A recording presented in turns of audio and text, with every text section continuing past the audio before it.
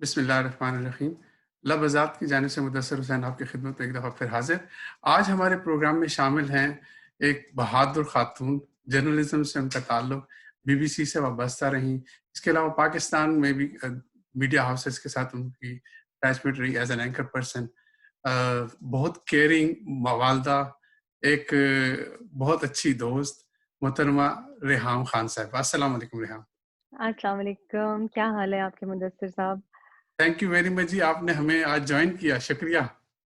नहीं, नहीं, अब आपको कैसे इनकार कर सकते हैं? अब जब हमारी अपनी तरफ के लोग हमें इनवाइट करते हैं तो आपको पता है फिर हमारी हम तो आपको टाल ही नहीं सकते, तो हमारी तो वाबस्तगी हमारे रीजन की वजह से है, हमारे गाँव और कस्बों की वजह से है, हेरिटेज की वजह से है। So nice of you. Reham, हम शुरू करेंगे इंटरव्यू, लेकिन मैं चाहूंगा कि आपको दो खिताब जो बड़े शुरू में ही मिले शादी के फौरन बाद। एक आपको मिला था इमरान खान की तरफ से, जब उन्होंने आपकी शादी के फौरन बाद मुबशर लुकमान के इंटरव्यू में कहा कि रेहाम बहुत बहादुर खातून है। और उसके फौरन बाद हमें एक और इंटरव्यू नजर आया जो कि हसन निसार साहब का था, और उन्होंने कहा रेहाम बिल्कुल फातिमा जिन्ना की कॉपी है। रेहाम बिल्कुल भी नहीं बदली। जो रेहाम 2013 में 14 में थी, वो रेहाम 2020 में भी है। तो क्या आज भी आप उतनी ही बहादुर और उसी तरह फातिमा जिन्ना हैं? देखिए पता नहीं उस वक़्त किस मूड में इमरान खान ने भी कहा होगा और फिर किस मूड में और किस मोड में हसन निसार साहब ने कहा होगा। लोग शायद उस वक़्त उनकी कोई और वजूहात हों ये बात करने की, लेकिन बहादुर तो मैं समझती हूँ कि जो शख्स भी थोड़ी-सी भी हिम्मत करे तो उसमें बहादुरी अल्लाह पाक की तरफ से आ जाती है। You become brave by doing brave acts. तो हाँ, आई थिंक अब इमरान रिग्रेट कर रहे होंगे कि ये क्यों बहादुर है और क्यों मुझसे पाला पड़ गया, बिकॉज़ आई थिंक मेरी बहादुरी उनको सूट नहीं करती अब। और जहाँ तक हसन निसार साहब की बात है तो उस वक़्त जब फातिमा जिन्ना के साथ उन्होंने मिला दिया, तो बीबी फातिमा जिन्ना के साथ मिलाना ज़रा कुछ आई थिंक इज़ थोड़ा-सा मुबालगा आराई से काम लिया उन्होंने, बिकॉज़ उनकी एक जद्दोजहद है तहरीक पाकिस्तान के साथ। मैंने अल्लाह मुझे तौफ़ीक दे कि मैं इतना हिस्सा डाल सकूँ, जो कि और इस मकाम पे पहुँच सकूँ। लेकिन yes, inspired certainly, but I think कि उन्होंने जिस कॉन्टेक्स्ट में कहा होगा कि इमरान का हाथ बटाने के लिए, वो प्रोबेबली सही था। लेकिन अब मैं सोचती हूँ कि फातिमा जिन्ना को भी कभी बिल ना पे करने के ऊपर उनको चालान, नोटिसेज़ आ जाते थे।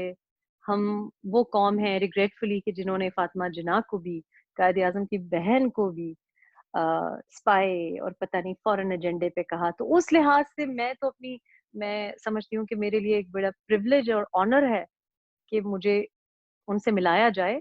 लेकिन आई थिंक उनकी वजूहात मुख्तलिफ थी। लाइक आई सेड, अल्लाह तौफ़ीक दे कि एंड आई होप कि जो फातिमा जिन्ना के साथ हमारी कौम ने किया है, मतलब जिस तरह से उनको मैं समझती हूँ, अगर उस वक़्त हम एक जमहूरियत की तरफ जाते और जिस तरह वो डिक्टेटर के खिलाफ खड़ी हुई थी, तो सर्टेनली वो मेरी इंस्पिरेशन है।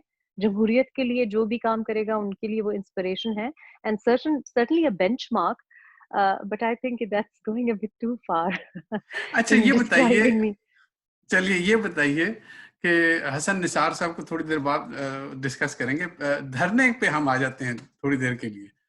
2014 अगस्त में धरना रवाना हुआ लाहौर से, और सितंबर में बहुत जोबन था, लोगों का बड़ा वलवला जोश आपको नजर आता था।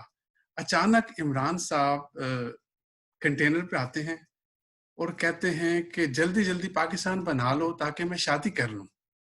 तो मुझे ये पूछना था कि लोग वहां पे इतने जज्बे में हैं और नया पाकिस्तान बनाने की ख्वाहिश रखते हैं, और उधर इमरान साहब शादी के चक्रों में, क्या उस वक्त प्रपोजल उन्होंने आपको दिया हुआ था? क्या वो प्रपोज कर चुके थे आपको उस वक्त? जी, इनिशियली जी उन्होंने मुझको जून 2014 में प्रपोज़ किया और बहुत ही अजीब तरह से, मतलब ऐसे कुछ नहीं कि कोई जान-पहचान हो या कोई suddenly out of the blue ऐसे उन्होंने प्रपोज़ किया। और फिर जून, जुलाई उन्होंने बड़ी मुझे कन्विंस करने की कोशिश की। मैं थोड़ा बहुत मान भी गई थी, लेकिन कुछ ऐसे वाक़यात हुए। एक तो मैं धरने के बहुत खिलाफ थी। धरने के एज़ सच खिलाफ नहीं थी, लेकिन मुझे ये लग रहा था कि ये धरना, और मैंने उस वक़्त भी उनके मेरे पास ईमेल्स भी हैं, उनके साथ मैंने ख़त-ओ-किताबत जिसमें मैंने उनको कहा कि ये धरना जो है इससे कोई हुकूमत नहीं गिरेगी, आप इस्तेमाल हो रहे हैं और आप भी इस्तेमाल हो रहे हैं, आपको भी कंट्रोल किया जा रहा है और नवाज़ शरीफ को भी कंट्रोल करने की ये टैक्टिक्स हैं। अब मेरी इत्तला ये है कि हुकूमत नहीं गिरेगी। बहरहाल ये इनकी मुझे उस वक़्त ऑब्वियसली मैं ज़्यादा नहीं जानती थी बिल्कुल, लेकिन इनिशियली जो निकाह की डेट डाली गई थी वो 8 अगस्त 2014 थी, और फिर ये तय पाया था इनकी फैमिली में।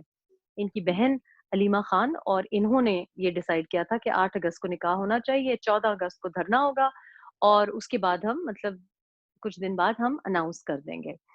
तो बच्चों की भी मुलाकात करवाई, मेरे बच्चों से मुलाकात की, उनके बच्चों से मुझको मिलवाया, हम दोनों के बच्चों ने आपस में मुलाकात की, जैसे नॉर्मल फैमिलीज़ में होता है, फैमिलीज़ का मिलना वगैरह। ये बातें करना कि जी बहनें इन्वॉल्व नहीं थी, ये बिल्कुल ये झूठ है, क्योंकि वो पहले दिन से इन्वॉल्व थी।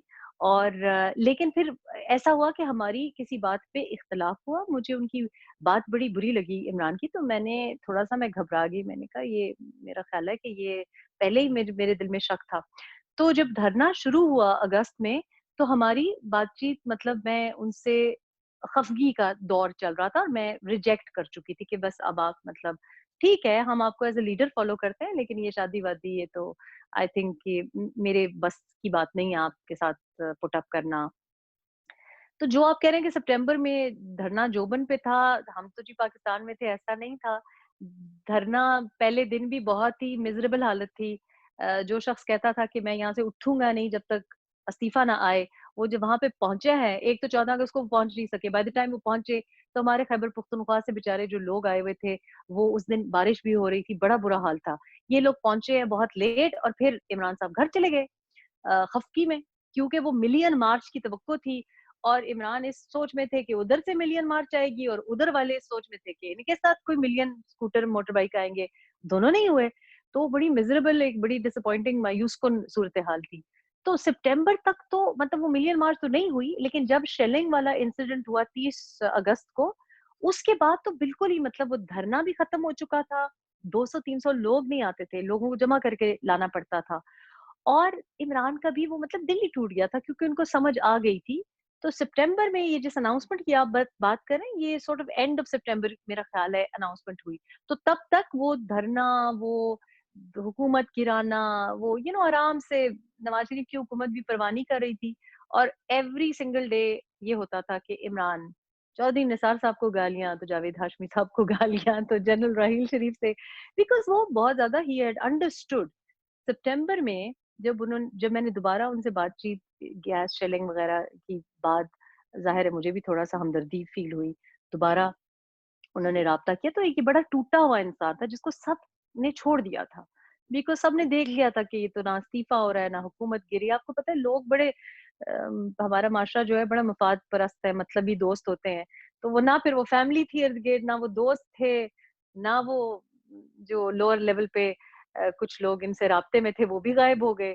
तो ही वाज़ कंप्लीटली मतलब बिल्कुल ही अकेले रह गए थे एंड ही अंडरस्टूड कि बस मतलब ये मेरा जो धरना है फेल हो गया है। तो ये तब की बात है कि अच्छा, इन्होंने ये हम अनाउंसमेंट हम की। धरने धरने को मज़ीद डिस्कस करेंगे।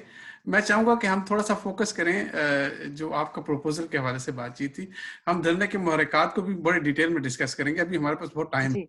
और फिर भी बता दूँ कि आपके चाहने वाले जो हैं, आपके देखने वाले, वो आपको सुनेंगे अगर आप ये प्रोग्राम लंबा भी कर लें, तो इससे कोई फ़िक्र नहीं होगी हमें। अच्छा, हम चाहेंगे जब अनाउंसमेंट हुई, आप कह रही हैं कि उससे पहले फाइनल हो चुका था सब कुछ। तो फिर मैं जी, जी। ये पूछूँगा कि पहली दफ़ा मुलाकात आपकी तो हुई थी उस इंटरव्यू में? जी, जी, पहली दफ़ा मुलाकात नहीं हुई थी, लेकिन जो इंटरव्यू मशहूर हुआ वो 15 मई का इंटरव्यू है जी, जी। और वो एक सरप्राइज़ इंटरव्यू हुआ था, इसलिए क्योंकि हमें 18 महीने से हमारे चैनल को, और मैं 8 बजे का शो कर रही थी, जैसे मैंने आपको बताया है, तो और बड़ा पॉपुलर शो था उस ज़माने में, बहुत अच्छी हमारी रेटिंग्स चल रही थी। तो सारे शोज़ पे ये जाते थे, मेरी बड़ी इंसाफ़ियन फॉलोइंग बहुत ज़्यादा थी उस ज़माने में, खैबर पख्तूनख्वा पे मैं फ़ोकस करती थी। लेकिन हमें इंटरव्यू नहीं दिया जाता था। मैं आज टीवी पे काम कर रही थी, तो कोई 18 महीने से श्री मज़ारी साहिबा उस वक़्त डील करती थी, तो हमारी जो रिक्वेस्ट जाती थी वो कभी आगे ही नहीं गई, रद्द हो जाती थी।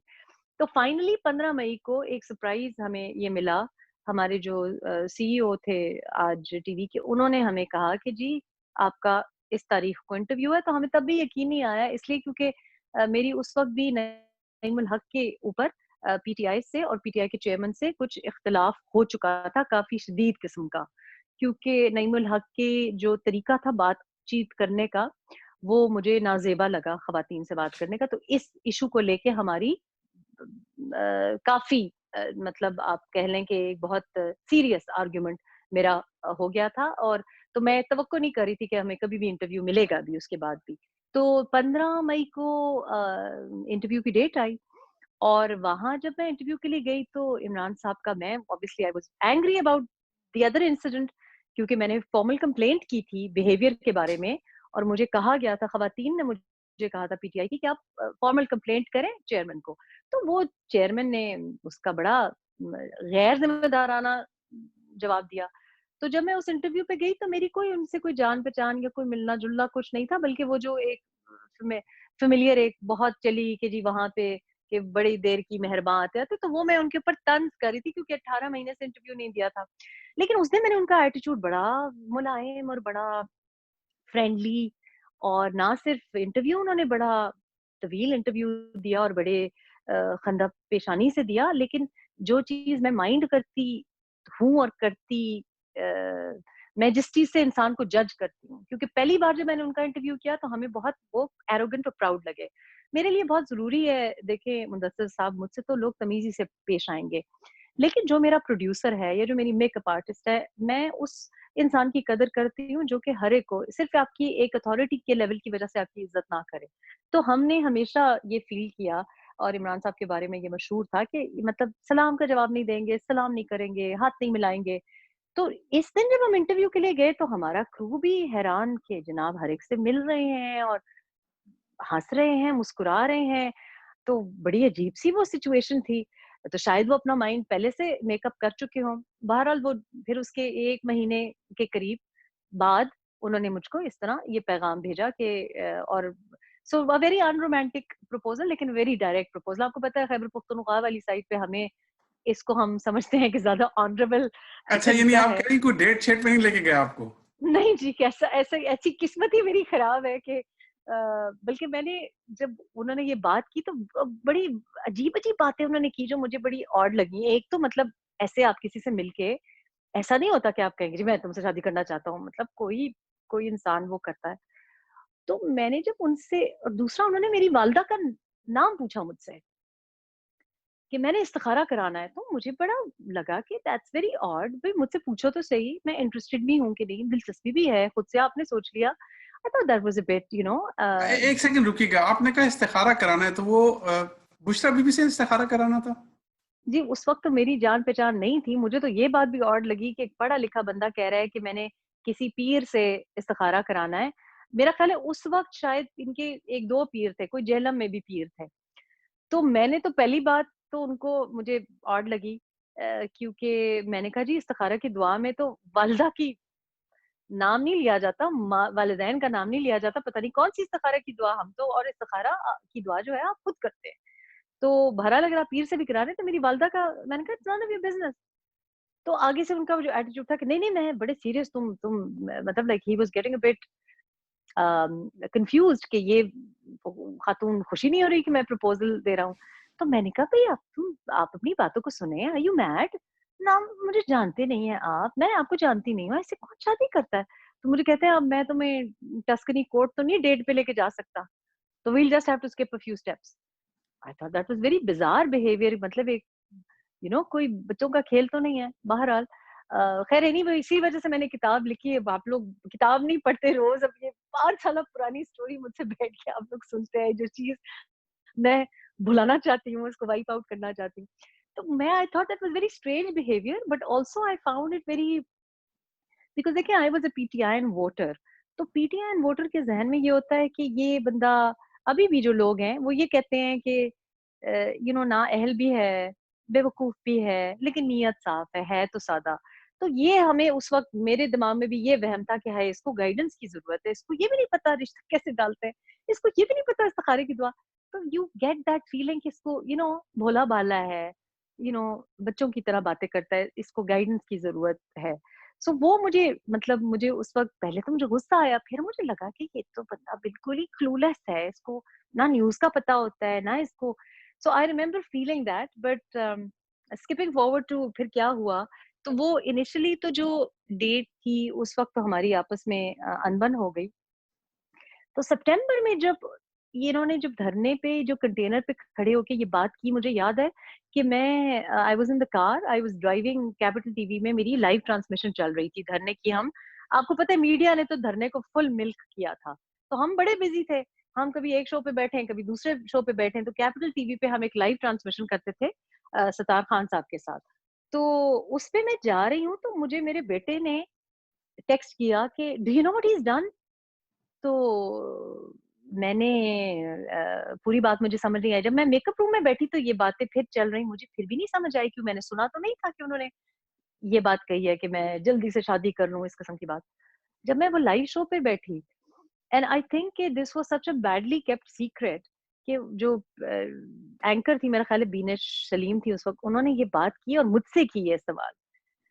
तो मैं I had not heard it and I thought, अब मैं ऑब्वियसली मुझे पता तो था कि वो फिर सितंबर में मेरे पीछे पड़ गए थे कि नहीं शादी करनी है, and I was in two minds.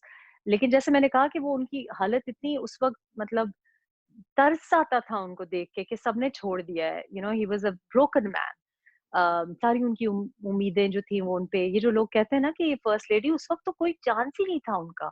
उस वक़्त तो he had a bleak future सितंबर 2014 में। जो चौधरी निसार से तवक्को थी कि पता नहीं 60 एमएनएज़ लेके आएँगे, वो भी ना आए। तो वो सारे वादे जो किए गए थे इनसे, जो इनको सब्ज़ बाग दिखाए गए थे, वो सारे गायब हो गए थे। तो there was a lot of pressure on me इनकी तरफ से, और बात भी मतलब मीडिया में भी हो रही थी ये बात। सबको पता था कि ही इज़ चेज़िंग मी। लेकिन मैंने फिर उनको कहा भी कि मैं सिंगापुर एक पॉसिबिलिटी है, और मैं मुल्क से मतलब लाइक जाना चाहती हूँ पाकिस्तान से। तो फिर आई आई थिंक कि उस वक़्त जब सबने छोड़ दिया, मुझे ये इम्प्रेशन मिला कि इनको बहुत अब मतलब ज़रूरत है। लेकिन बाद में मुझे पता चला कि फिर भी एक और peer had come on the scene, and I think कि कुछ ज़रूरत भी थी।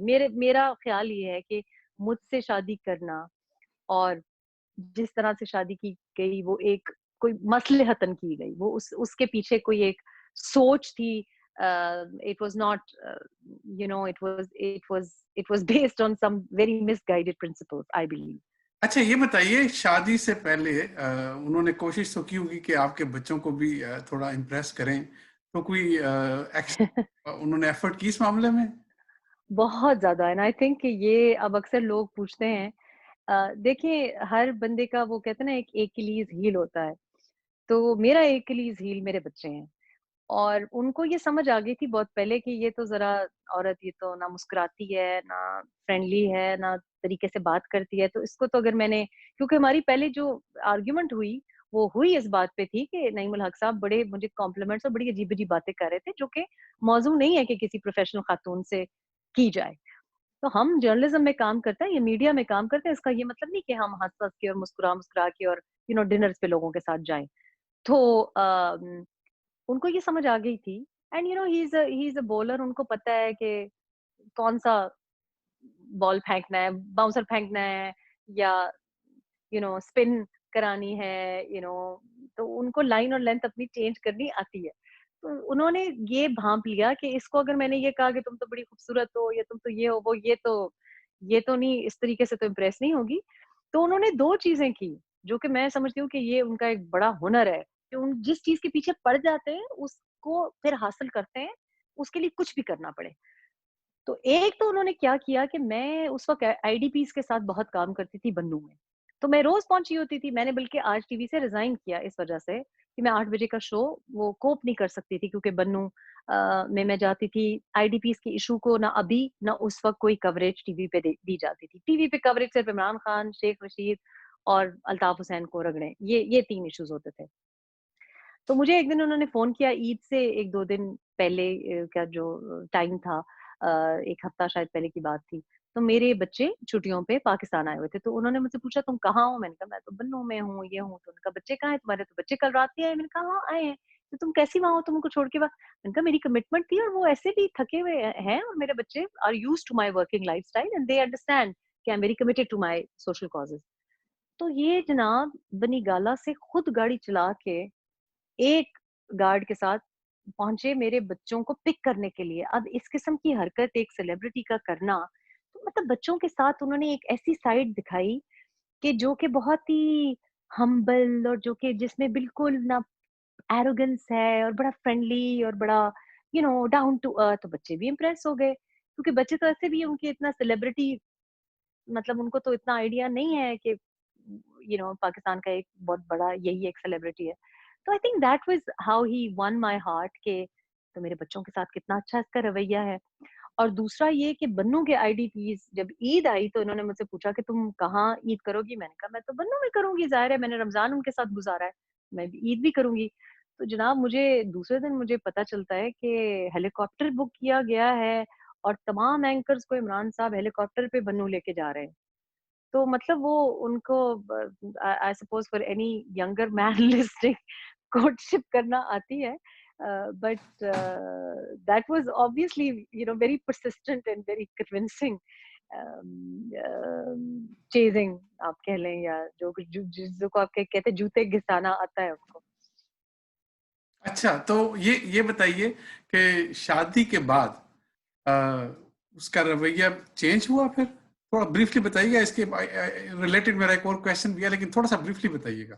देखिए, ये जो बात करते हैं ना लोग कि अगेन मतलब 1 साल शादी रही और मैं उनको बड़ी नज़दीक से सितंबर से 2014 से देख रही थी और मैं आपको बताऊँ कि मेरा ख़्याल है पूरे साल में कि मियाँ-बीवी पार्टिकुलरली हमारी मशरक़ी शादियों में तो आपको पता है माशाल्लाह हमें अपने शौहरों के म मिज़ाजी खुदा है ज़्यादा हमारे शौहर होते हैं कि मूड शूट का ख़्याल करना पड़ता है। लेकिन उनका रवैया बहुत अच्छा था मेरे साथ पूरा साल। मतलब हम में किसी बात पे लड़ाई नहीं हुई, कभी ना बहनों पे लड़ाई, ना बच्चों के मसले पे कभी लड़ाई। किसी चीज़ पे कभी लड़ाई एज़ सच नहीं हुई। जो हमारा जो डिस्कशन का एलिमेंट होता था, वो भी उसमें भी वो झगड़ते नहीं थे। मतलब मेरा ख़्याल है पूरे साल में उन्होंने मेरे ऊपर 2-3 दफ़ा बुरी तरह से शाउट किया होगा ऊँची आवाज़ में और फिर आके अपोलोजाइज़ भी कर लिया। तो उनका जो तरीका है वो ये है कि झूठी तारीफ़ के वो माहिर हैं बेसिकली। मुझे बाद में ये समझ आई कि वो जो तारीफ़ कर रहे थे वो actually he didn't mean it लेकिन वो अपना मतलब हासिल करने के लिए किसी के साथ भी वो रंग बदल लेते हैं। मतलब जैसी आप बात कर रहे होंगे वो आपकी तरह बात करेंगे। लेकिन फॉर समबडी देखें पहली जो मेरी शादी थी वो बहुत उसको शादी का उसमें कोई एलिमेंट नहीं था यानी कि इकट्ठे बैठ के खाना खाना या चाय पीना। तो मेरे लिए तो ये भी बड़ी अच्छी बात थी कि शौहर बैठ के नाश्ता मेरे साथ करना चाह रहा है और ओवरऑल जो उनका ज़ाहिरी बिहेवियर था बहुत अच्छा था। लेकिन ऑफ कोर्स पोशीदा बातें चल रही थी। अच्छा तो ये मुझे बताइए रेहान साथ मुझे ये भी ऐड करवा दें कि जब आपका प्रपोज़ल फाइनल हो गया उसके बाद मुफ्ती सईद ने निकाह करा दिया निकाह पहले हुआ मीडिया को बाद में पता चला तो जब निकाह हुआ तो उसके कुछ अरसे तक आप अलहदा रहीं या उसके फौरन बाद ही उनके घर आ गई थी? नहीं जी 31 अक्टूबर 2014 को 31 अक्टूबर को 2014 को निकाह हुआ और जुम्मे का दिन था, 7 मुहर्रम था और बहुत उनकी इंसिस्टेंस थी कि आज ही निकाह करना ज़रूरी है। तो मुझे फिर उन्होंने जाने ही नहीं दिया। उन्होंने कहा कि मेरा ख़्याल था कि मैं क्योंकि मेरी बेटी घर पे थी, तो उन्होंने कहा नहीं अब तुम इस घर से बाहर नहीं निकलोगी और सब कुछ आ जाएगा, सामान भी आ जाएगा, बच्ची भी आ जाएगी, कोई मसला नहीं लेकिन आप इधर से कहीं अब बाहर कदम नहीं निकाल रही। So that was because it was all very sudden और द रीज़न पहले हफ्ते तो हमने क्यों पोशीदा रखा वो इसलिए क्योंकि वो जब शादी की उन्होंने मुझे ये कहा कि आज ही करनी है और इसी डेट पे करनी है। तो मैंने उनसे ये बताया कि एक तो मेरे भाई जो बड़े भाई थे, वो बिल्कुल बहुत ज़्यादा खिलाफ थे इस शादी के। मैंने उनसे कहा था कि निकाह पढ़वाएँ लेकिन उन्होंने इनकार कर दिया। वो इमरान पे राज़ी नहीं थे और वो बहुत मज़हबी हैं और उनको मज़हबी नज़रिए से बहुत एतराज़ात थे, जिनकी मुझे उस वक़्त नहीं समझ आई। तो साथ मेरे जो एक रिश्ते के भांजे हैं, भतीजे हैं, उनकी शादी पहले से ऑर्गेनाइज़ थी फॉलोइंग सैटरडे। तो मैंने इमरान को कहा कि वो बाहर से बच्चा आया है, इंग्लैंड से आया है शादी करने के लिए, अब उसकी शादी इस तरह मतलब उसका सारा एक अ, डिस्ट्रॉय हो जाएगी बिकॉज़ ये कितनी पब्लिक शादी आ जाए। तो मेरा तो एलिमेंट ये था, ये मुझे नहीं पता था कि ये 2 महीने शादी पोशीदा रखनी पड़ जाएगी बिकॉज़ वो बहुत मुश्किल वक़्त था बिकॉज़ हर एक को पता था, सबको पता था, कैबिनेट को पता था, मेरे काम वालों को पता था, मेरे कॉलीग्स को पता था। स्कूल में बच्ची के लिए बड़ा मुश्किल हो गया था, I was being followed around everywhere and it was extremely difficult for me तो क्योंकि वजह क्या थी? एवरीबॉडी न्यू पोशीदा रखने की क्या वजह उन्होंने बताई? कोई वजह नहीं बताई। मतलब हमारे घर में उस वक़्त ये मज़ाक था कि इस सैटरडे को अनाउंस करेंगे, इस सैटरडे को। तो वो एक इश्यू ही हो गया था कि और मैं भी I didn't really mind particularly because मैं it was a good time जो वो 2 महीने थे they were very good time because चूँकि किसी को बताया नहीं हुआ था तो घर में आना-जाना बिल्कुल नहीं था। तो it was a good honeymoon period कि कोई आ जा नहीं सकता था। सबको पता भी था क्योंकि ज़ाहिर है मेरा फर्नीचर आ गया था, चीज़ें डिफरेंट हो रही थी। सो जहांगीर तरीन वगैरह को मतलब सबको पता था लेकिन चूँकि डिक्लेयर नहीं किया गया था तो it was a good private time I mean for me I quite liked it कि अच्छा जी हमें प्राइवेट टाइम बड़ा मिल रहा है क्योंकि ज़ाहिर है उसको पोशीदा रखने की वजह से घर में कोई आने-जाने की इमरान ने इजाज़त नहीं दी हुई थी किसी को। तो he was also enjoying it because बकौल उनके तुम्हारे आने से पहले मेरा घर तो एक चिड़िया घर बना होता था। यहाँ पे तो मुझे पता ही नहीं होता था किस कमरे में कौन है। अब ये सच है, ये झूठ है, ये उनकी स्टोरी है। तो वो अपैरेंटली अकॉर्डिंग टू हिम वो बड़ा एन्जॉय कर रहे थे कि फाइनली उनके अल्फाज में कि I have got my home back. कितना हक अम, महर था अगर मैं पूछ सकूँ तो? ऑनेस्टली मुझे बिल्कुल याद नहीं कि क्या था क्योंकि जब मौलवी साहब ने मुझसे पूछा तो मैंने उन्हें कहा कि कुछ नहीं, तो उन्होंने कहा नहीं ये तो फर्ज़ है, लिखना पड़ेगा। तो मैंने कहा कुछ लिख दें। तो मुझे नहीं पता क्या लिखा अ, हज़ारों में था या lakh I honestly can't remember but मैंने हक महर इसलिए ही नहीं लिखवाया क्योंकि मुझे कोई इंटरेस्ट ही नहीं था और हक महर लिया भी नहीं। ना मैंने मुतालबा किया, ना रियासत मदीना के जो ये पैरोकार हैं उनको भी नहीं ख़्याल आया, तो हक महर ना दिया गया, ना मैंने डिमांड की। ना शादी अच्छा के वक़्त लोग कहते हैं मुतालबा किया, ना तलाक के वक़्त। अच्छा लोग ये कहते हैं कि रेहाम जब शादी के बाद इख्तिलाफ़ात की वजह जो थी, वो कुछ लोग कहते हैं कि मोटू था और कुछ लोग कहते हैं कि आपके बच्चे थे। तो हाँ, हम चाहेंगे कि थोड़ा-सा उस पे भी रोशनी डालें। पहली बात तो ये है कि जिसको लोग मोटू कहते हैं, वो मोटू है ही नहीं। अ, जिसको ये कहते हैं कि जिस कुत्ते की वज़ह से इख्तिलाफ़ात कहते हैं और इनफैक्ट एक इंग्लिश डेली टैबलॉइड में भी ये पिक्चर आई। वो कुत्ता भी मेरा है, उसका नाम मोटू नहीं है, उसका नाम ह्यूगो मैक्सिमस था और वो मेरा कुत्ता था जो मैं इंग्लैंड से अपने साथ लेके आई। वो बड़ा खूबसूरत एक जो लोग कुत्तों से शनासाई रखते हैं, वो it's a Belgian shepherd breed double coat. तो वो मैं बड़े प्यार से मैंने उसको पाला था, मैं उसको पाकिस्तान लेके आई थी। तो वो इमरान को पसंद आ गया क्योंकि वो बड़ा खूबसूरत कुत्ता है। तो जो इंटरव्यूज़ में आपने कुत्ता देखा, जो बेडरूम में कुत्ता होता था और जो वो फ़ोटोग्राफ है एक बड़ी फ़ेमस, वो फ़ोटो भी मैंने ली है, वो कुत्ता भी मेरा है और वो मेरे हस्बैंड के साथ मेरे हस्बैंड को वो कुत्ता पसंद था। मोटू एक आम मिक्स्ड ब्रीड कुत्ता था जो कि इमरान के घर में पहले से था और हम मुझे I am a dog lover मैंने बचपन से हमने हमने भी कुत्ते पाले, हम अच्छी तरीके से कुत्ते पालते हैं।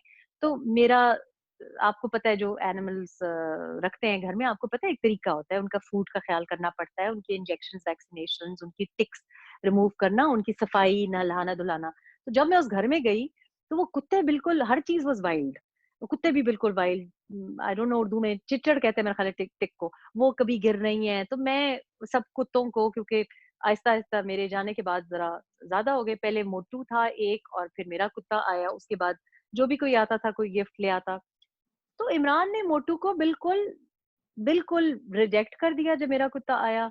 तो और चूँकि ये दोनों कुत्ते मोर और लेस एक उम्र के थे और आपको मालूम होगा कि जब एक नया कुत्ता इंट्रोड्यूस कराते हैं आप हाउस होल्ड में और जो मदर फिगर होता है हाउस में, वो उसके ऊपर लड़ाई होती है। तो वो मोटू भी मुझसे अटैच हो गया क्योंकि उसको भी मैं ही ज़्यादा ख़्याल करती थी। Beautiful cute dog. और जो मेरा कुत्ता था वो तो ऑब्वियसली मुझसे, तो हमें उन दोनों को सेपरेट रखना पड़ता था और वो भी मुझे ही सेपरेट रखना पड़ता था। तो 1-2 दफ़ा मैं और मेरा बेटा बहुत बुरी तरह ज़ख्मी भी हुए क्योंकि वो उनको सेपरेट रखना पड़ता है, टेरिटोरियल फाइट्स होती है कुत्तों की। तो ये बड़ी कुत्तों के ऊपर कोई लड़ाई नहीं हुई, लेकिन ये था कि कुत्तों का ख़्याल मतलब मेरे ऊपर बहुत ज़रा ज़्यादा था। तो ये टोटल मतलब इससे बड़ा झूठ कोई हो ही नहीं सकता कि जिस कुत्ते की लड़ाई की बात करें वो कुत्ता ही मेरा है, वो मोटू नहीं है।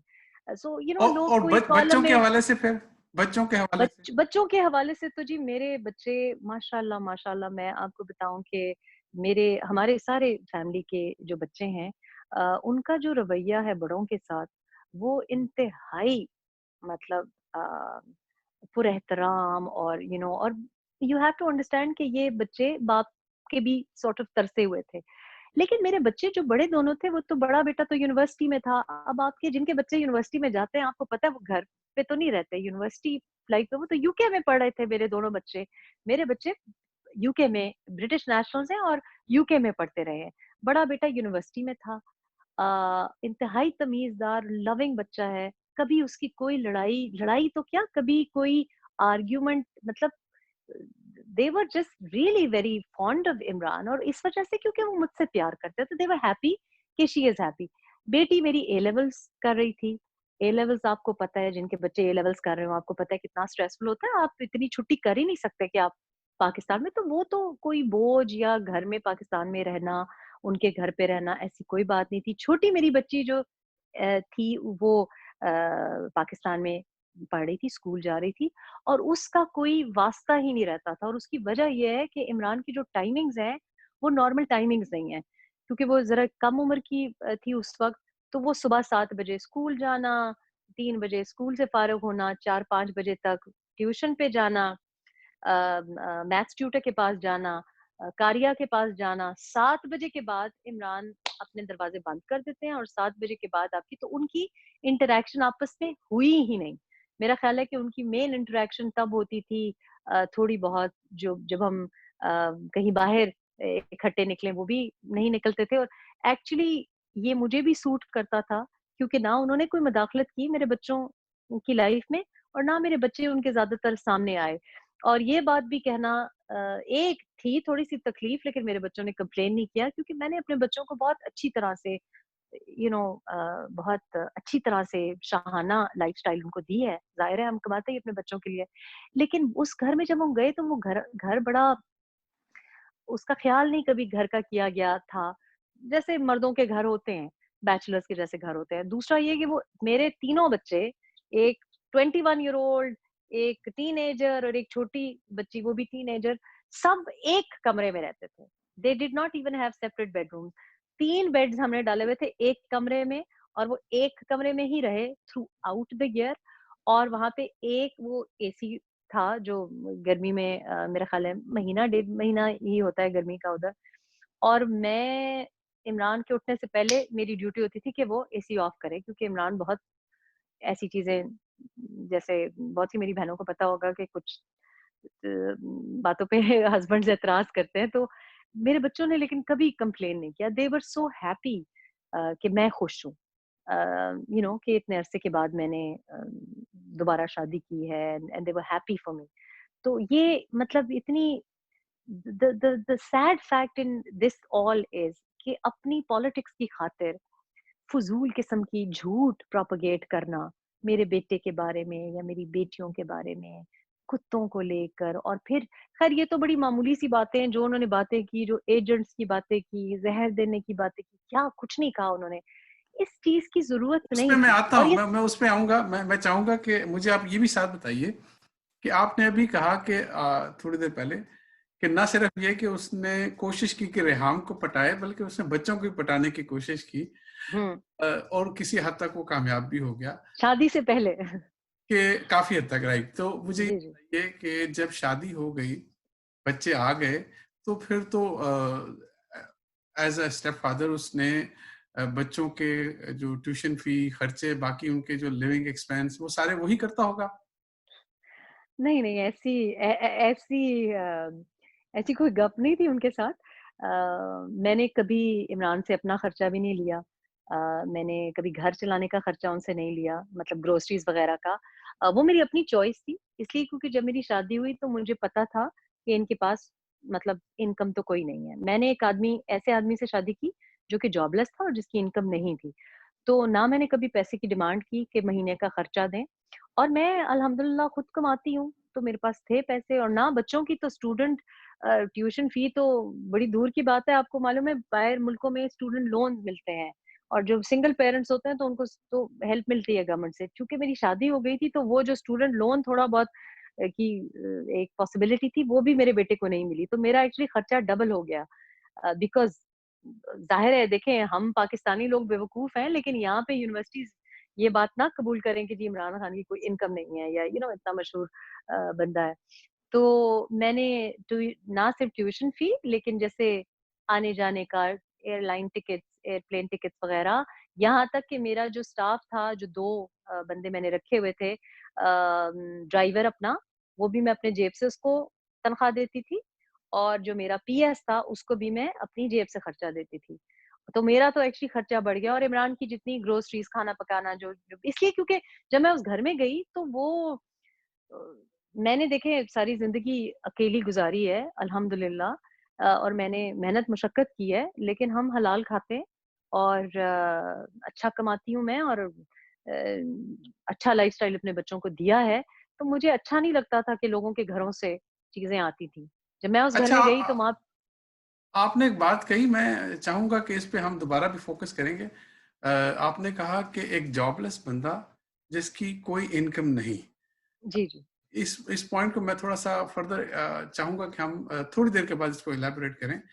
जी, पहले जब आपकी शादी हो जाती है, आप मूव कर जाती हैं, अ, फिर नेचुरली आपने बताया कुछ इख्तिलाफ़ात या लोगों के क्रिएटेड इख्तिलाफ़ात जो थे, वो सामने नज़र आते हैं, सरफ़ेस सुनना शुरू होते हैं।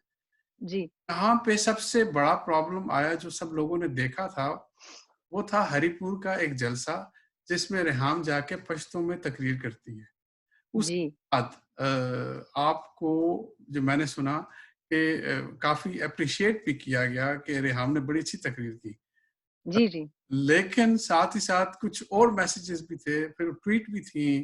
जी, जी। चाहूँगा थोड़ा-सा उसको भी इलैबोरेट करें। ये जो आपने हसन निसार साहब की कमेंट बताया ना, ये जो फातिमा जिन्नाह वाला कमेंट, ये उस स्पीच के बाद का था। और वो देखें पता नहीं ये लोग अजीब-अजीब बातें करते हैं, लेकिन वैसे किसी घर में भी मेरा ख़्याल है, पाकिस्तानी घरों में, अगर आपका मतलब शौहर की जो टाइमिंग्स होते हैं उसको आपको मैच करना पड़ता है। मैं इस बात की कोई अब हक में नहीं हूँ, लेकिन लोगों को शादियाँ चलाने के लिए करना पड़ता है। अब ये बात करना कि सियासी एक पार्टी चल रही है मेरे आने से पहले, और उस सियासी पार्टी में मैं कैसे जलसा अरेंज कर सकती हूँ? जब मैं हरिपुर के वो जो जलसा था, जब मैं वहाँ पहुँची तो आप यकीन करें मुझे ये नहीं पता था कि ये गाँव, क्योंकि मुझे ये बताया गया था कि आप एबटाबाद जा रही हैं, मलीहा जो इनकी एमपीए थी, उनसे मेरी दोस्ती थी, और मैं उस ज़माने में फ़िल्म बना रही थी जानान, तो मैं उनकी कुछ लोकेशंस देखने के लिए गई थी। तरबेला, और जो जो कैंडिडेट थे, राजा जॉर्ज सिकंदर के ये बेटे हैं। राजा जॉर्ज सिकंदर की एक पुरानी हवेली है जो कि हमारे जो, क्योंकि जानान एक पश्तून सेटिंग की फ़िल्म थी, तो वो उनका जो जो बिल्डिंग है बड़ी खूबसूरत है, हुजरा और पॉन्ड और मस्जिद, वो टिपिकल हमारे जो मैं लुक चाहती थी। तो मेरा इल्म में ये नहीं था, मुझे ये बताया उन्होंने कि जी आपको आपकी अम्मी का आपने गाँव नहीं देखा? हम आपकी अम्मी का गाँव भी दिखाएँगे, वहाँ पे रुकेंगे। तो मुझे ये नहीं बताया गया था कि आप जलसा होगा। अगर जलसा होता तो मैं थोड़ी-सी अपनी हिंद को सीख के जाती, क्योंकि ऑब्वियसली हरिपुर इज़ हिंद को स्पीकिंग, और मेरी हिंद को इज़ वेरी पुअर। तो जब मैं उधर घर से निकली हूँ, तो मुझे बाद में बताया गया कि जहांगीर खान तरीन की जो सोशल मीडिया टीम थी, उन्होंने ये खबर चलाई कि भाभी अमली सियासत में आ गई हैं। मुझसे किसी ने बातचीत नहीं की, और जिन्होंने ये जलसे अरेंज किए थे, वो इमरान के पार्टी के जो खैबर पुख्तनख्वा को हेड कर रहे थे, यूसुफ अय्यूब साहब, उन्होंने किए थे। यानी ऐसा पॉसिबल नहीं है कि आप किसी जलसे पे जाएँ, किसी सूबे में जाएँ, और उन उस सूबे में जो एक्टिविटीज़ अरेंज करता है, जो हेड है, वो क्या चेयरमैन की या पार्टी पॉलिसी के खिलाफ कर रहा है? ये बड़ी ऑड सी बात है। तो मेरे इल्म में तो नहीं थी, जब मैं वहाँ पहुँची हूँ, उन्होंने मुझे चादर पकड़ाई, एक ने एक चादर पकड़ाई, दूसरे ने दूसरी चादर पकड़ाई, एक ने कहा आप इधर खड़ी होके बोलेंगी। तो ना मुझे ना मेरे बच्चों को पता था और मुझे समझ नहीं आया, पश्तो में मैंने इसलिए स्पीच की क्योंकि मेरी हिंदको ये है कि मैंने जुमला आता था और आई वाज़ नॉट प्रिपेयर्ड। मुझे कुछ नहीं पता था उस कंस्टिट्यूएंसी का। मुझे सिर्फ ये पता था कि मेरे बारे में, ये अगस्त की बात है, ये काफ़ी लेट बात है।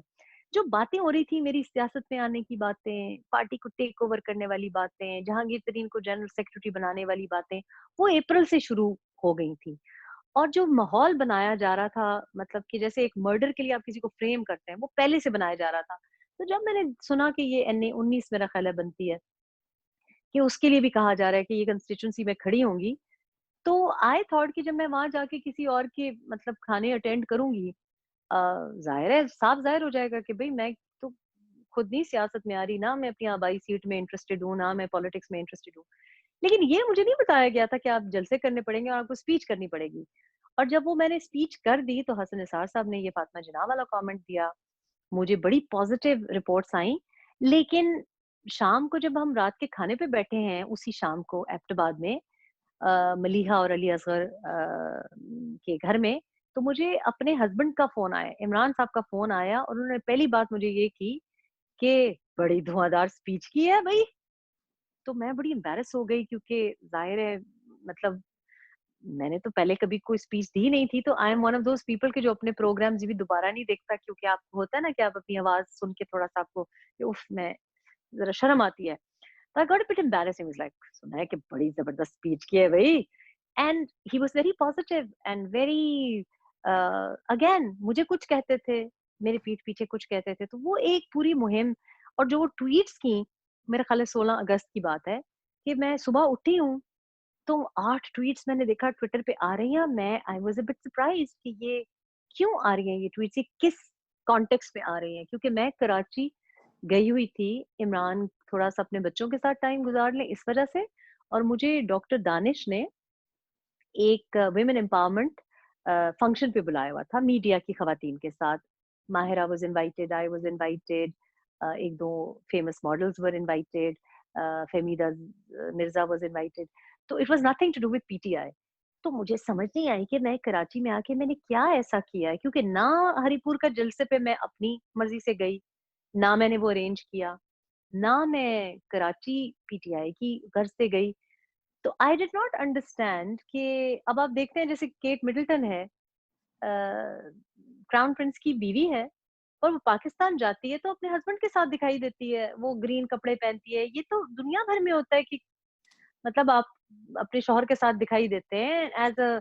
हमने तो डेविड कैमरन की बीवी को भी कैंपेनिंग करते हुए देखा है, हमने तो शेरी ब्लेयर को भी देखा है, देखते हैं हम, इट्स इट्स नॉट अनयूजुअल। तो मुझे बड़ी बात ऑड लगी जब उन्होंने ट्वीट्स की, मुझे अच्छा नहीं लगा। और मुझे इसलिए अच्छा नहीं लगा कि मुझे बताया नहीं गया था। नॉर्मली मियाँ-बीवी को आपस में कम्युनिकेट करना चाहिए। लेकिन ऑन द अदर हैंड मैं बड़ी रिलैक्स भी हो गई कि अच्छा ठीक है, अब अगर मिसेज़ अलवी मुझे फ़ोन करेंगी कि रात को आपने यहाँ पहुँचना है, तो मैं कहूँगी जी मुझे तो शौहर ने मना कर दिया। बिकॉज़ मेरे लिए इट वाज़ क्वाइट स्ट्रेसफुल कि लोग, आपको पता है, लोग क्लोज़ होने की कोशिश करते हैं। मैं naturally I am not a very social person. I am not the sort of person कि जो हर हफ्ते आपके घर खाने पे आए या शादियाँ अटेंड करे, या I am not the sort of person कि जो घर से ज़्यादा निकलता हो।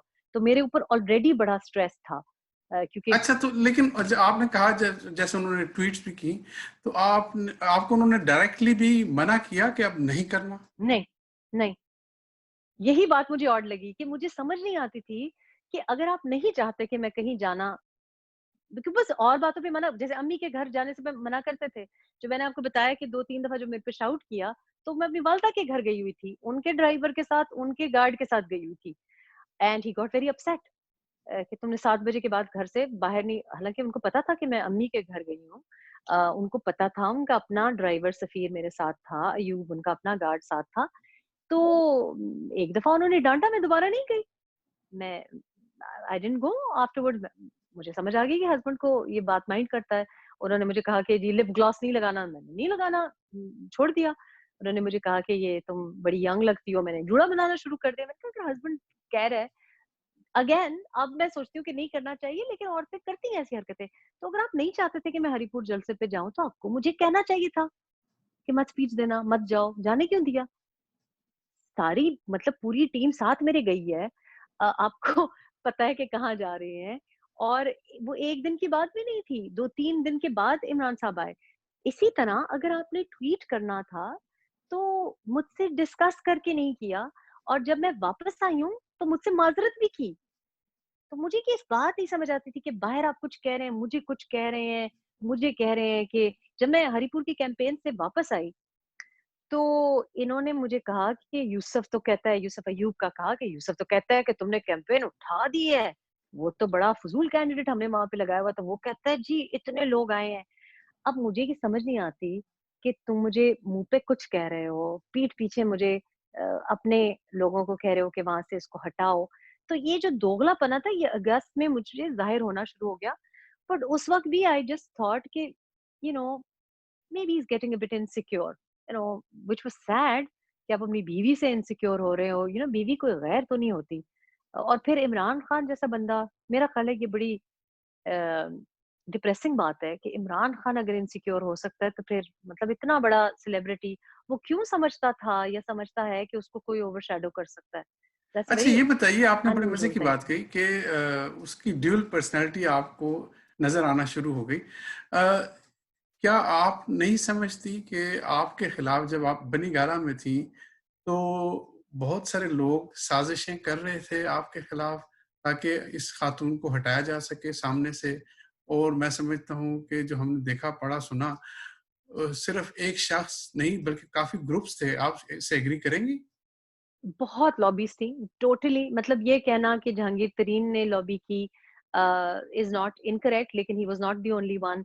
इतनी लॉबीज़ थी कि वो, अगर मैं आपको गिनवाने शुरू हो जाऊँ, और कुछ तो पीटीआई के अंदर की इंटरनल लॉबीज़ थी। बिकॉज़ एक तो साफ बात ये है कि एक्चुअली जो मेन जिसकी लॉबी मेरे अगेंस्ट थी, वो मेरे शौहर की लॉबी अगेंस्ट थी मेरी। मैं समझती हूँ कि वो ये शादी की ही किसी मसलहत के तौर पे, एक ड्रामा था। मैं समझी it was totally a fake marriage. क्यों की? ये अल्लाह बेहतर जानता है, क्यों ज़रूरत पड़ी। इसके ऊपर बड़ी लोग थियरीज़ बोलते हैं। कुछ लोग कहते हैं कि कोई वो जो हिंदुइज़्म में कुंडली निकालना होता है, उ उसकी बात करते हैं कि जी 31 अक्टूबर को शादी करना है, 31 अक्टूबर को तलाक देना। कुछ लोग ये कहते हैं कि जी उनका सितारा डाउन हो रहा था, तो he needed a little bit of glamour. कुछ लोग कहते हैं कि उनको स्केपगोट चाहिए थी कि धरने की कोई एक्सक्यूज़ होता, कि धरना तुम्हारी वजह से फेल हुआ। बहुत सी इसके ऊपर थियरीज़। लेकिन जो मैंने फ़ील किया कि देखिए, मैं इमरान के साथ मिसमैच्ड हूँ। मैं शायद किसी भी सियासतदान के साथ मिसमैच्ड हूँ, जो कि मफ़ाद परस्त, जो सियासत पाकिस्तान में जिस तरह होती है। मैं ऐसा शख्स नहीं हूँ कि मैं I believe in brutal honesty. और सर्टेनली रिश्तों में, रिलेशनशिप्स में, मतलब आप दुनिया के सामने आप मेकअप करके और बन संवर के निकलते हैं, लेकिन घर में तो आपकी एक ऑनेस्टी होनी चाहिए। तो वो मुझे लगता है कि मैं इमरान के साथ बिल्कुल मिसफिट थी, क्योंकि मैं जो आपको ऑन एयर बात करूँगी, मैं आपको मुदस्सिर, आपको पता है, मैं ऑफ एयर भी यही बात कहती हूँ। मैं कोई डिफरेंट बात नहीं करती। And that is the way I am. मेरा ख़्याल है कि पाकिस्तान में वो जो स्पेशली जो इमरान जिस किस्म की सियासत करते हैं, और बहुत सियासतदान ऐसे करते होंगे कि बाहर तस्वीर उठाई, अंदर कुछ और। मैं ऐसा नहीं कर सकती। मैं जैसी हूँ वैसी हूँ। अगर मैंने स्कर्ट पहननी है, तो मैं बीबीसी के ऊपर सबके सामने पहनूँगी। अगर मैं कहती हूँ कि ये मैं कोई चीज़ अपने बारे में छुपाती नहीं हूँ, जो भी मेरा व्यू हो, बिकॉज़ आई डोंट थिंक कि आई थिंक ये हरकत एक बुज़दिलाना और कावर्डली हरकत है। दूसरा, I am not a career politician. तो इमरान के साथ ज़ाती तौर पे भी मैं मिसमैच थी, और फिर जो उनके साथ एजेंडा है, जो अब हम नज़र आप डालें पाकिस्तानी मईशत के साथ जो हाल हुआ है, तो ये देखिए ना, फॉर एग्ज़ाम्पल इमरान मेरे साथ होते, तो जिस तरीके से ये वज़ीर-ए-आज़म बने हैं, मेरे साथ तो ऐसे वज़ीर-ए-आज़म ना बन सकते। अगर बात आगे तक चली जाती, मैं इस वक़्त छोड़ के चली जाती। मैं ना करने देती इनको, ये जो उन्होंने बूट पॉलिशिंग की है, और जिस तरीके से ये सेलेक्ट होके, इंस्टॉल होके आए हैं कि रास्ते में से सबको हटा दो, ये तो एक हद तक की इज़्ज़त है, ये तो मेरिट पे नहीं आए। तो ये तो I I can't respect person like that. और इंसान जिसकी रिस्पेक्ट ना कर सके, जिससे मोहब्बत ना कर सके, जिसके बारे में आपकी फीलिंग्स डिसरिस्पेक्टफुल हों, उसके साथ नहीं रहना चाहिए। सो मैं समझती हूँ कि अब ये इनके इर्द-गिर्द जितने आप पैराशूटर्स देख रहे हैं, ये जो नॉन इलेक्टेड लोग हैं, जिनको मैं समझती हूँ इकोनॉमिक हिटमैन हैं, तो मैं इनके एजेंडे के साथ भी I was not compatible and certainly party के अंदर ऐसी फोर्सेस थी, जो कि समझती थी कि ये इमरान को शायद मतलब ये एस्टेब्लिशमेंट की तरह की जो पॉलिटिक्स है उससे हटा दें। क्योंकि मेरी सोच बहुत मुख्तलिफ है। इस पार्टी में जो लोग हैं, उनसे मेरी सोच बड़ी मुख्तलिफ है। ना मेरी इमरान से मैच करती है सोच, ना मेरी असद उमर से मैच करती है, सर्टेनली जहांगीर तरीन से भी मैच नहीं करती थी। तो बहुत सी लॉबीज़ थी, जो कि अच्छा, मैं सारी मैं मेरे अगेंस्ट चाहूँगा थी। कि हम ज़रा वो उस इंटरव्यू की तरफ जाएँ जो सलीम साफ़ी और जहांगीर तरीन साहब का इंटरव्यू था। अ, आपने मैं चाहूँगा कि आप भी थोड़ा-सा उसको इलैबोरेट करें कि क्या मतलब वो बातचीत हो रही थी जो आपने सुनी और वो आपके खिलाफ कोई बातचीत हो रही थी जिसमें आपके हस्बैंड बैठा हुआ था। वो क्या सिनेरियो था? ज़रा उस पे थोड़ा-सा रोशनी डालिए। ये बेसिकली जी जब बड़े लोग ये बात करते हैं कि जी तलाक तो हो गई थी और ये ज़बरदस्ती बनी गाला में रह रही थी, छोड़ के जा नहीं रही थी। और मुझे याद है कि 20 सितंबर को भी एक प्रोग्राम किसी टीवी चैनल पे हुआ, तो मैंने उसमें भी ये बात की गई कि जी तलाक हो गई है, ये तो जा नहीं रही। तो मैं इमरान के ऊपर पास आई भागी-भागी, मैंने कहा ये क्या कह रहे हैं? छोड़ो ये बकवास करता रहता है, ये शराब के नशे में धुत रहता है, ये जमाइमा और मेरे बारे में कहता था। तो तुम घर की कोई वीडियो रिलीज़ कर लेते हैं। आवाज़ लगाई अपने सोशल मीडिया ही वाले को, उससे कहा कि जो हम सुबह क्रिकेट खेल रहे थे, तो उससे कहा कि ये क्रिकेट मतलब मुझे ये कहा कि तुम घर की वीडियो पता नज़र आ रहा है हम सारे ठीक-ठाक हैं। क्योंकि हम उस दिन ईद के लिए जा रहे थे नतिया गली और हम सुबह क्रिकेट खेल रहे थे। तो इन्होंने अपनी सोशल मीडिया को कह के वो वीडियो रिलीज़ करवा दी। और मुझे याद है मुझे एतराज़ था क्योंकि वो मैं ज़ाहिर है घर की हालत में थी, और मैं घर में मेकअप-शेकअप और बाल-वाल नहीं बना के रखी, तो इन्होंने वो क्लिप रिलीज़ कर दी क्रिकेट खेलने की। तो उसके बाद 5 अक्टूबर को भी ऐसी खबरें आ रही थी कि वो तो तलाक हो गई है। तो मैं बार-बार इमरान से पूछूँ, वो कहे कि ये बातें मेरी और जमाइमा के बारे में भी होती थी, तुम इग्नोर करो, वेल लेफ्ट कराओ, वेल लेफ्ट कराओ। मैं चुप हो गई। 15 अक्टूबर को मैं सुबह का वक़्त था, मतलब सुबह जो इमरान की सुबह होती है, sort of mid day, mid morning type. तो मैं एक्सपेक्ट नहीं कर रही थी कोई गेस्ट, तो मैं अपनी बेटी के कमरे में गई, जो बनीगाला में सफाई का ख़्याल बिल्कुल नहीं रखा जाता था, और वो जो जो कंस्ट्रक्शन हुई है वो बड़ी खुली है, और कुत्ते वग़ैरह भी अंदर आते-जाते हैं, तो साँप और चूहों का बड़ा मसला था प्रॉपर्टी में। तो हमने हर किस्म की कोशिश की कि ऐसी चीज़ हो कि जो कुत्तों को भी ना अफ़ेक्ट करे, जैसे फॉर एग्ज़ाम्पल ज़हर-वहर नहीं डाल सकते थे हम। तो हमने वो ट्रैप्स लगाए हुए थे, ह्यूमेन ट्रैप्स, जो और कुछ ग्लू वाले ट्रैप्स भी। तो मैं वो सुबह जाके चेक करती होती थी, बच्चों के कमरों में और अपने कमरे में। तो मैं जब निकली हूँ बाथरूम से और मैं गई हूँ, तो मैंने बातों की आवाज़ सुनी वरांडे में। और वरांडे में इमरान साहब की तो आवाज़ काफ़ी ऊँची है और उनके साथ कोई बंदा बैठा हुआ बातें कर रहा, और वो बातें मेरे बारे में कर रहे थे। तो मैंने फिर आवाज़ पहचानी कि जहांगीर तरीन की आवाज़ है, और ये 15 अक्टूबर 2015 की बात है। और ये लोग जब बातें कर रहे हैं, कुछ 40 मिनट ये लोग लगे रहे। मैं ज़ाहिर है ऐसी कंडीशन में नहीं थी कि मैं कोई नामहरम के सामने निकल आऊँ। तो मैं तो हैरान रह गई कि ये बातें क्या कर रहे हैं, क्योंकि वो खिड़कियाँ खुली हुई थी और ये मेरे बारे में बातें कर रहे और तलाक प्लान कर रहे। और जहांगीर तरीन इनको कहते हैं कि आप फौरी तौर पे ये तलाक दें। ये मैंने पूरे किस्से किताब में लिखे हुए हैं। मैंने फिर उनको कन्फ्रंट किया।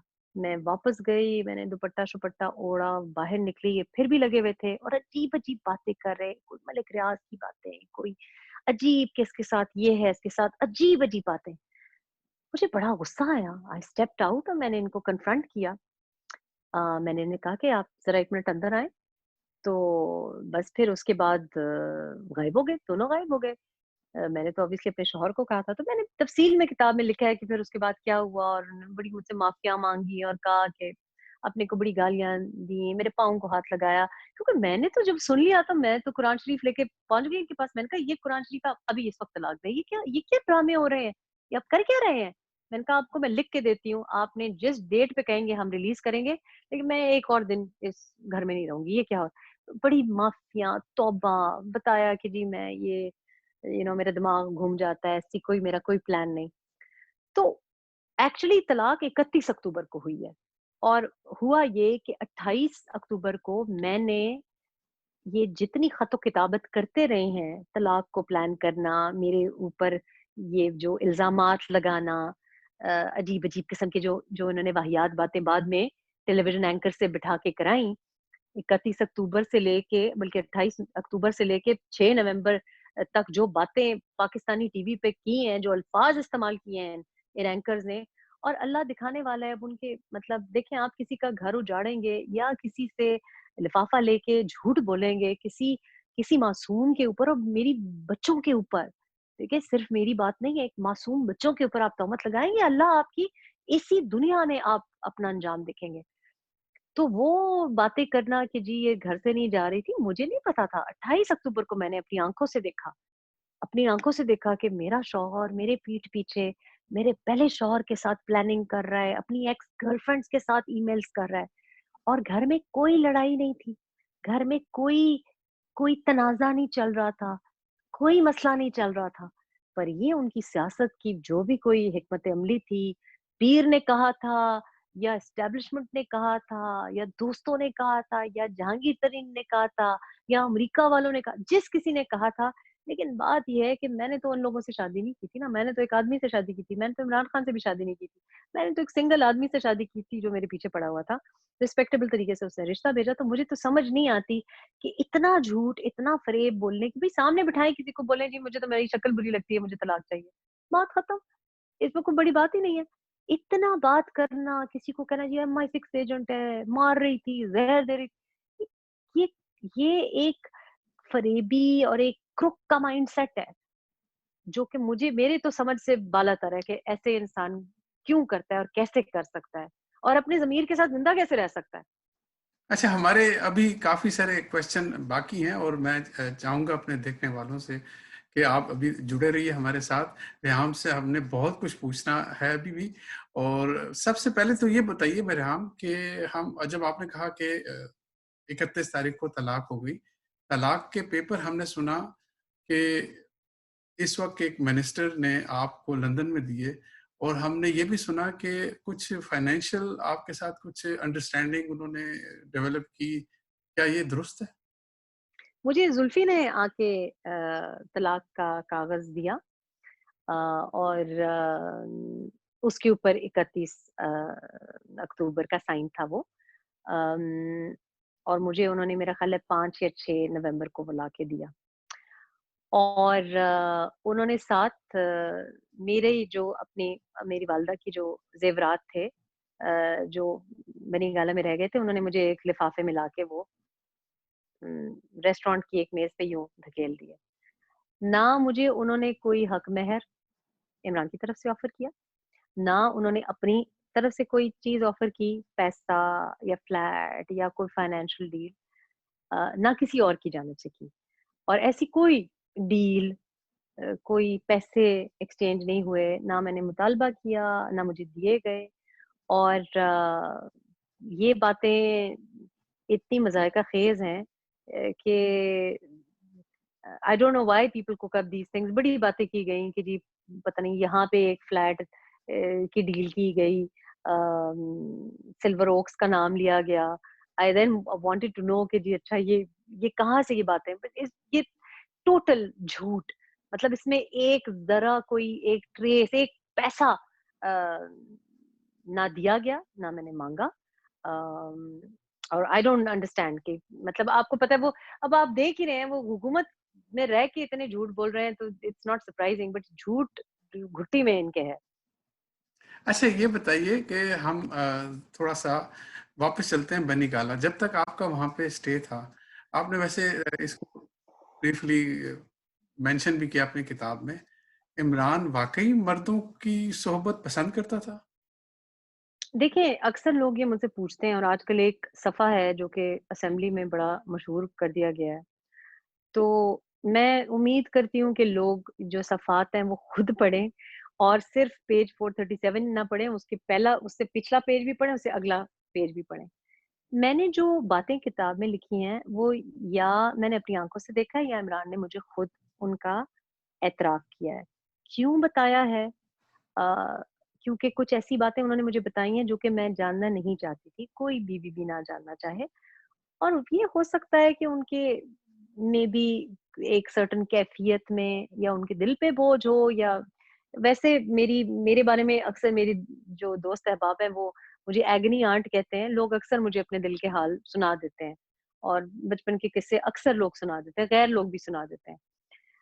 Maybe that's the journalist in me. लेकिन इमरान ने मुझे बहुत ज़्यादा डिस्टर्बिंग डिटेल के साथ अपने बचपन से लेके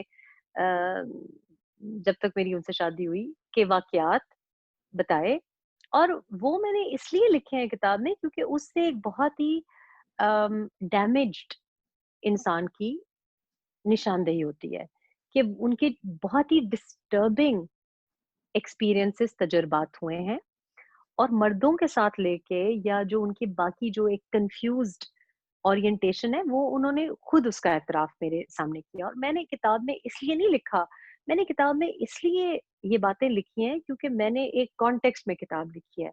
मैंने अब सोसाइटी की अक्कासी की है कि बाहर मर्दों को एक सर्टेन रूप धारना पड़ता है, जो कि उनकी असलियत से बहुत दूर होता है। हमारी सोसाइटी में मुनाफ़िक़त है। हमारी सोसाइटी में लड़कों के साथ एक जो रवैया है, बाप बेटे का जो रवैया है, वो बहुत क्वेश्चनेबल है पाकिस्तान में। नॉट एवरी हाउसहोल्ड, लेकिन बहुत ज़्यादा मैंने ये देखा है। तो मैंने वो चीज़ें देखी, अपनी पहली शादी में भी देखी, अ, इमरान के साथ भी देखी कि जो बाप की तरफ नफ़रत, मर्दों की तरफ एक फ़ैसिनेशन भी, और एक एक फादर की तरफ हेट्रेड, ये चीज़ें बच्चों को बड़ा डैमेज करती हैं। तो मैंने उस कॉन्टेक्स्ट में ये बात लिखी है। और हाँ, इमरान के कुछ बहुत फ़ेवरेट्स थे और उनके मैंने आपको नाम बताए हैं, जो कि कादर पटेल साहब बहुत मेरा ख़्याल है उस पेज के अलावा उन्होंने और कोई पेज नहीं पढ़ा। मैं चाहती हूँ कि वो आरिफ नकवी वाला पेज भी पढ़ें, वो पेज 237 भी पढ़ें, क्योंकि वो कॉन्टेक्स्ट में पढ़ना ज़रूरी है। आई टॉक अबाउट कि क्यों कोई आदमी इनसिक्योर हो जाता है या डैमेज हो जाता है, सोसाइटी, माशरा। देखिए, मैं ये समझती हूँ कि इमरान आज अगर जिस भी लेवल पे है, सेलिब्रिटी है, उसकी फॉलोइंग है, या प्राइम मिनिस्टर भी बना है, जिस तरह से भी बना है, वो हमारे माशरे की अक्कासी करता है। मुझ जैसी औरत के साथ तो इस तरह से वज़ीर आज़म नहीं बन सकता था।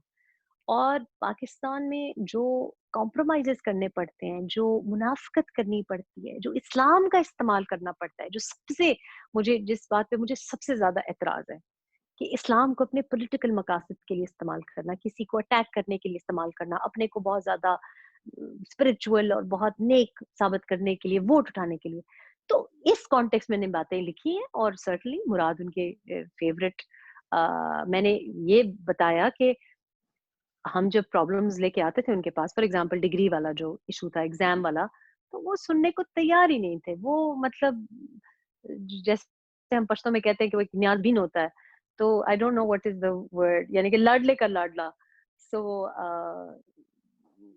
ये मैंने कादिर पटेल ने भी जिक्र किया और आपने भी अभी बताया। मैं चाहूंगा थोड़ा सा ऑन लाइटर नोट जरा से ये बताइए, इनसिक्योरिटी की आपने बात की, कभी आपने भी अपने आप को इनसिक्योर फील किया मुराद के मौजूदगी में? उस वक़्त तो मैंने इतना इनसिक्योर नहीं फील किया, जितना कि बाद में आई रियलाइज्ड कि अ लॉट ऑफ पीपल, आजकल लोग अक्सर ये बात कहते हैं, जब अगर कोई मेरी अच्छी फोटो देखते हैं तो लोग अक्सर मुझसे सवाल पूछते हैं कि अच्छा, मतलब लाइक अगर कोई कॉम्प्लीमेंट देते हैं कि बड़ी प्यारी लग रही हो या इस तरह, तो दे विल ऑलवेज से कि इसका दिमाग खराब था। मैंने कहा भाई, maybe I wasn't attractive to him, and so to each, everybody has preferences, so perhaps I did not fit into the idea of beauty. ओह अच्छा, तो इस पे तो फिर कादिर पटेल साहब के साथ भी एक प्रोग्राम करेंगे ताकि दोबारा उन्हें नेशनल असेंबली में खड़े होकर किताब ना पढ़नी पड़े। मेरा ख्याल है कि कादिर पटेल साहब को मैं चाहूंगी कि वो एक और पेज खोल के भेजा जाए। हालांकि मेरा ख्याल है अब उनके पास किताब भी आ गई है। किताब बाय द वे पाकिस्तान में ये भी एक वहम है, गलतफहमी है, एक प्रोपेगेंडा है कि किताब पाकिस्तान में बैंड है। पाकिस्तान में किताब पढ़ने वाले लोग बड़े कम हैं, एडिटोरियल्स पढ़ने वाले कम हैं, तो हमने कम वहाँ पे छापी थी, हमने कोई 1000 कॉपीज़ छापी छापी थी मेरा ख़्याल है। और चूँकि हमें उस वक़्त कंसर्न था कि शायद कोई एम्बार्गो या बैन ना लग जाए, तो हमने खुद ही वहाँ पे छापी थी। लेकिन मुझे ये बताया गया है कि उसकी जो पायरेटेड कॉपीज़ हैं, वो इतनी छपी हैं और बिकी हैं, और ये मुझे बड़ी खुशनसीबी है मेरी, या आप मुझे ये कहें कि मुझे इस बात का मेडल मिलना चाहिए कि पीटीआई ने, मेरा ख्याल है असद कैसर साहब ने भी किताब पढ़ी है और या कुछ सफ़ात पढ़े हैं। और ये पीटीआई को किताबें पढ़ाना और एक्चुअली कुछ सफ़ात पढ़ाना, इसका क्रेडिट मेरा ख्याल है मुझे तारीख को मुझे ये क्रेडिट देना पड़ा है, और वो भी अंग्रेज़ी की किताब। अच्छा, ये सो आजकल तो वैसे इमरान साहब जो हैं वो भी लोगों को कहते हैं किताबें पढ़ने के हवाले से। तो आप जब उधर थी वहां पे भी वो किताबें पढ़ने के शौकीन थे? देखिए, जब अगेन जब कोर्टशिप चल रही थी, तो ये बड़ी इंटरेस्टिंग बात है कि जब पहली बार मुलाकात हुई मेरे बच्चों की उनसे, तो उन्होंने बच्चों को उनका जो एक बेडरूम के साथ जो सिटिंग एरिया है, उसमें किताबें ही किताबें, लोग ज़ाहिर है भेजते थे। मेरे बच्चे जो हैं, सारी फैमिली किताबें बहुत ज़्यादा एविड रीडर्स हैं। तो जब मेरा बेटा, उसने वो किताबें देखी और मेरी बेटियों ने किताबें देखी, तो वो दे वर लाइक, ओह वाओ! इसलिए क्योंकि ज़ाहिर है मशहूर लोगों को, आपको पता है, पहली साइंड कॉपी आती है किताबों की। तो इस वजह से वो किताबें भी बहुत अच्छी थी। जब मेरी शादी हो गई और मैंने वहाँ पे सफाइयाँ शुरू की, तो आप यकीन करें कि ऐसी-ऐसी नायाब किताबें थी जो कि खुली भी नहीं थी।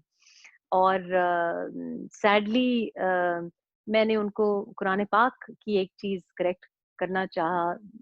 सिंपल सी एक बात थी। तो बहुत ज़्यादा गंदगी में किताबें पढ़ी, मतलब लेयर्स, गर्द की तहें थी।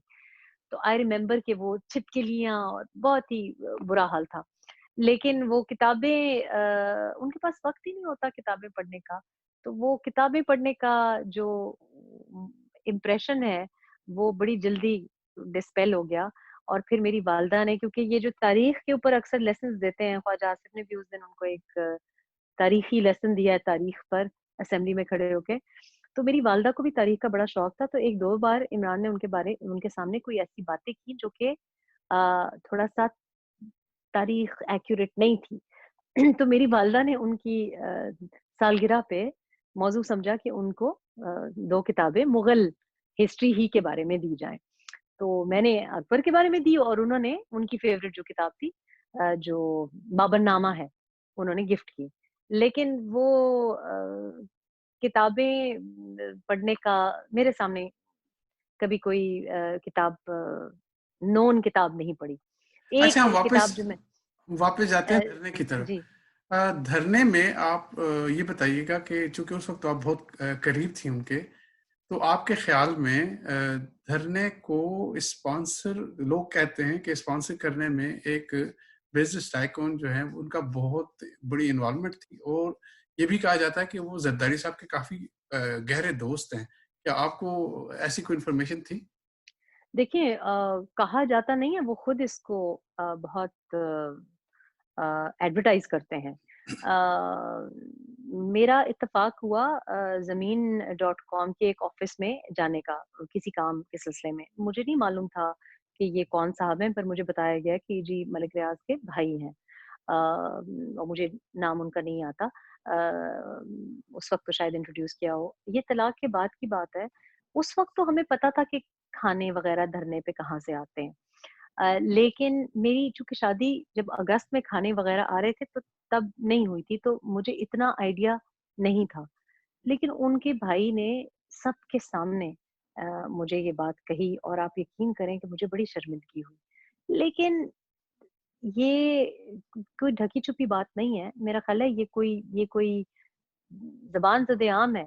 और फिर आपने देखा है, वो प्लेन्स भी उन्हीं के प्लेन्स में बैठ के इंडिया जाते रहे हैं, और वही रिलीज़ करते रहे हैं ये इन्फॉर्मेशन। तो uh, this is not, I don't think this is any secret as अच्छा, सच। ये भी बताइए कि उस वक़्त आपने देखा एक एक ऑडियो रिलीज़ हुई थी और वो शायद लीक हो गई इमरान की और अलवी साहब की डिस्कशन की। उसमें जी, जी। एमक्यूएम का हवाला भी दिया गया। आपके जी, जी। ड्यूरिंग द धरना 2014 और 2015 में ये इमरान साहब के ताल्लुकात अल्ताफ़ हुसैन से काफ़ी बन चुके थे उस वक़्त? मेरी जी जितना भी अक्सर लोग ये बात मेरे ऊपर एतराज़ करते हैं कि आपने ये नहीं लिखा और वो नहीं लिखा और कुछ लोग मुझे अब कहते हैं कि काश तुम मुझसे राब्ता करती किताब लिखने से पहले। बात ये है कि मैंने बहुत वो चीज़ें लिखी हैं जो कि जिनके बारे में मुझे 100% से ज़्यादा कन्फर्मेशन हो और जो कि मेरी मतलब कि थर्ड पार्टी इन्फॉर्मेशन मैंने उसमें नहीं लिखी। तो अक्सर लोग ये भी कहते हैं कि आपने कुछ लोगों के बारे में नहीं लिखा, तो मैंने कहा जी उन लोगों से मेरी शादी नहीं हुई, मुझे क्या पता? तो मेरे सामने तो जो-जो जिसके साथ बातचीत हुई है मैंने वही लिखा है।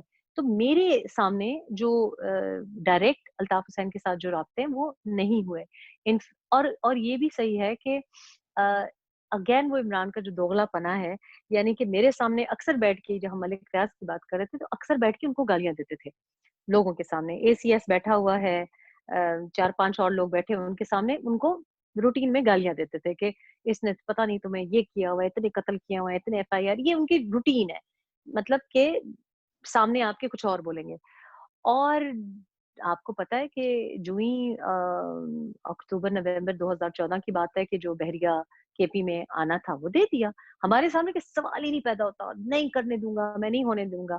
तो जो अल्ताफ हुसैन के साथ उनके राब्ते हैं, वो मेरे सामने नहीं हुए और उनके जो जिस लेवल पे वो और ऑपरेट करते होंगे and he was very careful I think very early on शादी में वो ये समझ गए थे कि ये तो इसके सामने तो ये बात नहीं करनी क्योंकि मेरा जो एक नज़रियाती जो माइंडसेट है उसको आप नज़रियाती कहें, कुछ लोग पागलपन भी कहते हैं।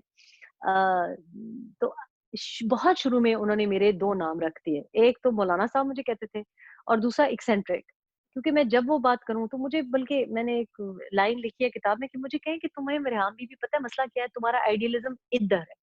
ये लोगों को भी मेरे बारे में ही बात करते थे। मैं कहूँ इमरान आइडियलिज़्म इधर ही होता है, आइडियलिज़्म गटर में तो नहीं होता। Idealism has to be higher loftier ideas. तो वो he became very careful particularly फरवरी के बाद जब मेरी आरिफ नकवी का जो मैंने इंसिडेंट लिखा है उनकी वाइफ से जब मुलाकात हुई तो उसके बाद by June he became very careful कि मेरे सामने जो भी मैंने पकड़ा है वो एक्सीडेंटली पकड़ा है कि किसी के साथ बात कर रहे हैं किसी के पास फोन पे बात कर रहे हैं तो जो ये सेटलमेंट और सेटिंग थी ये उस वक्त मेरे सामने इतनी नहीं थी हाँ ये मुझे बताया गया था कि जो 60 के करीब जो इस्तीफे अगस्त 2015 में आ गए थे, जो एमक्यूएम की आदत सी बन गई थी कि बार-बार इस्तीफे, तो ये मुझे फैसलवाड़ा के घर में बताया गया कि वो इस्तीफे परमानेंट भी हो सकते हैं। तो वो कुछ एडजस्टमेंट चल रही थी लेकिन वो ऊपर लेवल की अ, एस्टैब्लिशमेंट के साथ, राब्तों के साथ चल रही थी जो अच्छा, कि आपने फैसलवाड़ा के घर एस्टेब्लिशमेंट का में थी। ज़िक्र किया, तो कभी ऐसा हुआ कि आपने किसी ऐसे प्रोमिनेंट बंदे को, जो कि सरकारी मुलाज़िम हो, बनी-गाला आते हुए या इनसे फ़ोन पे बातचीत करते हुए देखा या टेक्स्ट मैसेजेस? देखिए, जो उनके इर्द-गिर्द जो लोग हैं ना, वो अ, बहुत से लोग उनको रिकॉग्नाइज़ करते हैं। लेकिन उनका डायरेक्ट आप नहीं कह सकते मतलब आप सर्विंग नहीं कह सकते उनको। लेकिन जितने जो हिडन लोग थे फॉर एग्ज़ाम्पल जो सिक्योरिटी अंदर हैंडल करते हैं, जो इनके इर्द-गिर्द कुछ लोग जो पुरानी भी इनकी सिक्योरिटी के हैं वो पीपल नो कि दे हैव कनेक्शंस लेकिन उसको प्रूव करना कनेक्शंस का बड़ा मुश्किल सी बात है लेकिन सर्टेनली इट वाज़ मैं कहूँगी कि वो लोग अंदर किचन में, डाइनिंग रूम में बैठे रहते थे। इवन मीडिया के जो लोग थे मतलब ये नहीं था कि जर्नलिस्ट आता है इंटरव्यू मतलब वो अंदर बैठ के पॉलिसी फॉर्म कर रहे होते थे कि अब ये करना है, वो करना है। ये इन सब लोगों का आना-जाना, बैठना वहाँ पे मैंने जो हमारे रेटिंग्स करते हैं पाकिस्तान में जो टीआरपी करते हैं, उनके बारे में भी किताब में लिखा है कि वो भी मतलब लाइक वो सारे it was a whole hero creation project जो कि ये आज जितने लोग एतराफ़ जुर्म कर रहे हैं, जो अब अपनी जहालत का एतराफ़ कर रहे हैं, अपनी हिमाकत का एतराफ़ कर रहे हैं, ये सब देवर पार्ट ऑफ द पार्टी। तो वो कुछ ऐसे लोग थे कि जिन जो कि किसी स्टेटस पे नहीं थे, उनकी कोई ऑफिशियल नोटिफ़िकेशन नहीं थी, लेकिन वो आते थे और वो गाइड भी करने की कोशिश करते थे। मतलब मेरे पास बहुत से लोग जो आते थे और जो गाइड करते थे कि मतलब इनको प्लीज़ बावर कराएँ, ये गाइड कराएँ। उनके कनेक्शन साफ ज़ाहिर थे कि कहाँ से वो कनेक्टेड हैं, कि मुझे कहें कि ये प्लीज़ हस्बैंड को समझाओ। और मेरे लिए बड़ा मुश्किल था जैसे जनरल हामिद साहब ने मेरी इतनी मिन्नतें की वहाँ पे एक उनके साथ एक अटैचमेंट थी वहाँ पे, जिनकी कोई नोटिफ़िकेशन नहीं थी, पर वो बनिगाला ही में रहते थे और अभी भी वो दिखाई नहीं देते मुझे, आई डोंट नो कि कोई इख्तिलाफ़ हो गया हो। लेकिन देवर पीपल जो कि कॉन्स्टेंटली गाइड करने की कोशिश कर रहे थे और आई वुड आर्ग्यू कि उनकी अक्सर जो गाइडेंस थी, वो गलत भी नहीं थी, इन द नेशनल इंटरेस्ट भी थी। मतलब वो कोई नेशनल सिक्योरिटी के खिलाफ गाइडेंस नहीं थी। केपीके की गवर्नेंस के ऊपर गाइडेंस देते थे, कराची में चेहरा दिखाएँ, सिंध में चेहरा दिखाएँ। पर इमरान तक वो जब मैं पहुँचाती थी एज़ अ मैसेंजर, तो वो काम करने के वो हक में ही नहीं थे, वो एक काहिली थी, एक गैर संजीदा एटीट्यूड था, रज़ामंदी ही नहीं थी। अच्छा, ये बताइए, आपने अभी ज़िक्र किया, थोड़ी देर पहले भी हमारी बातचीत इस पे हुई, कि इमरान साहब जो हैं, उनका पास पैसे नहीं थे, उनका कोई कारोबार नहीं, और आज भी वो कहते हैं कि 2 लाख में मेरा गुज़ारा नहीं होता। मैं जानना चाहूँगा कि जब बिल्कुल पैसे भी नहीं, गुज़ारा भी नहीं होता, तो घर का किचन जब आप उधर थी तो कैसे चलता था? देखिए जब मैं गई वहाँ पे, तो हर चीज़ यानी केचअप, आटा, दूध, पानी, कोका कोला, चीनी, बकरे, गायें, अंडे, मुर्गियाँ, बटेर, दरख्त,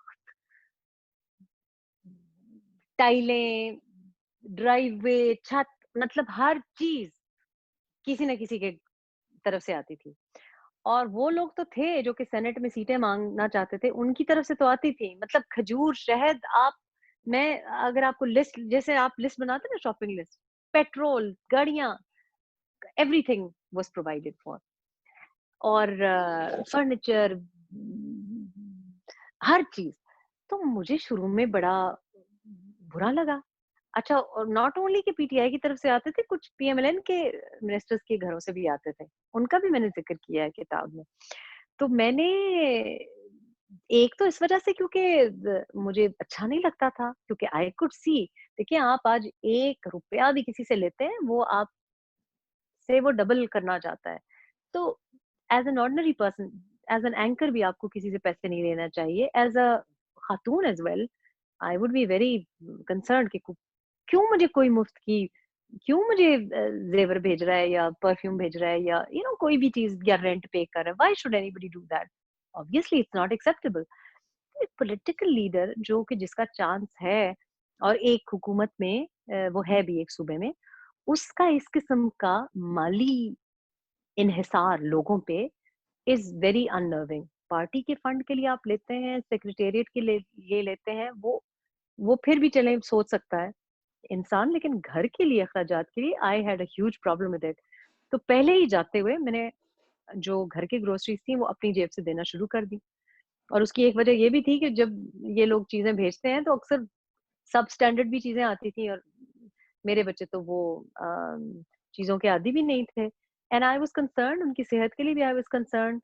तो कुछ चीज़ें मैंने इसलिए भी चेंज की कि उनकी सेहत बेहतर हो। कोलेस्टेरॉल लेवल उनका बहुत हाई था, तो मैंने जो रेड मीट आता था, तो मैंने उनको फ़ौरन फिश पे और चिकन पे और व्हाइट मीट पे डाला, which is normal practice. Obviously इस उम्र में आके आपको ज़रा केयरफुल होना पड़ता है।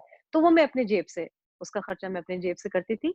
लेकिन मैंने पैसा कैश की सूरत-ए-हाल में आते हुए देखा है, ब्रीफ़केसों में, अच्छा, डिफरेंट सोर्सेज़ ब्रीफ़केसों में से आपने आता हुआ। आते हुए देखा, तो वो मतलब वो जो पैसा। सॉफ्ट बैग्स होते हैं, जो सॉफ्ट बैग्स नहीं होते, जैसे मैंने काफ़ी दफ़ा इस बात का ज़िक्र किया कि बॉलीवुड की फ़िल्मों में जैसे स्मगलरों के घरों में नहीं आते तो क्या वो एकदम से। इमरान के ज़ाती मकासद के लिए था, या पार्टी की फंडिंग थी? वो क्या? नहीं, नहीं, घर की चीज़ों के लिए।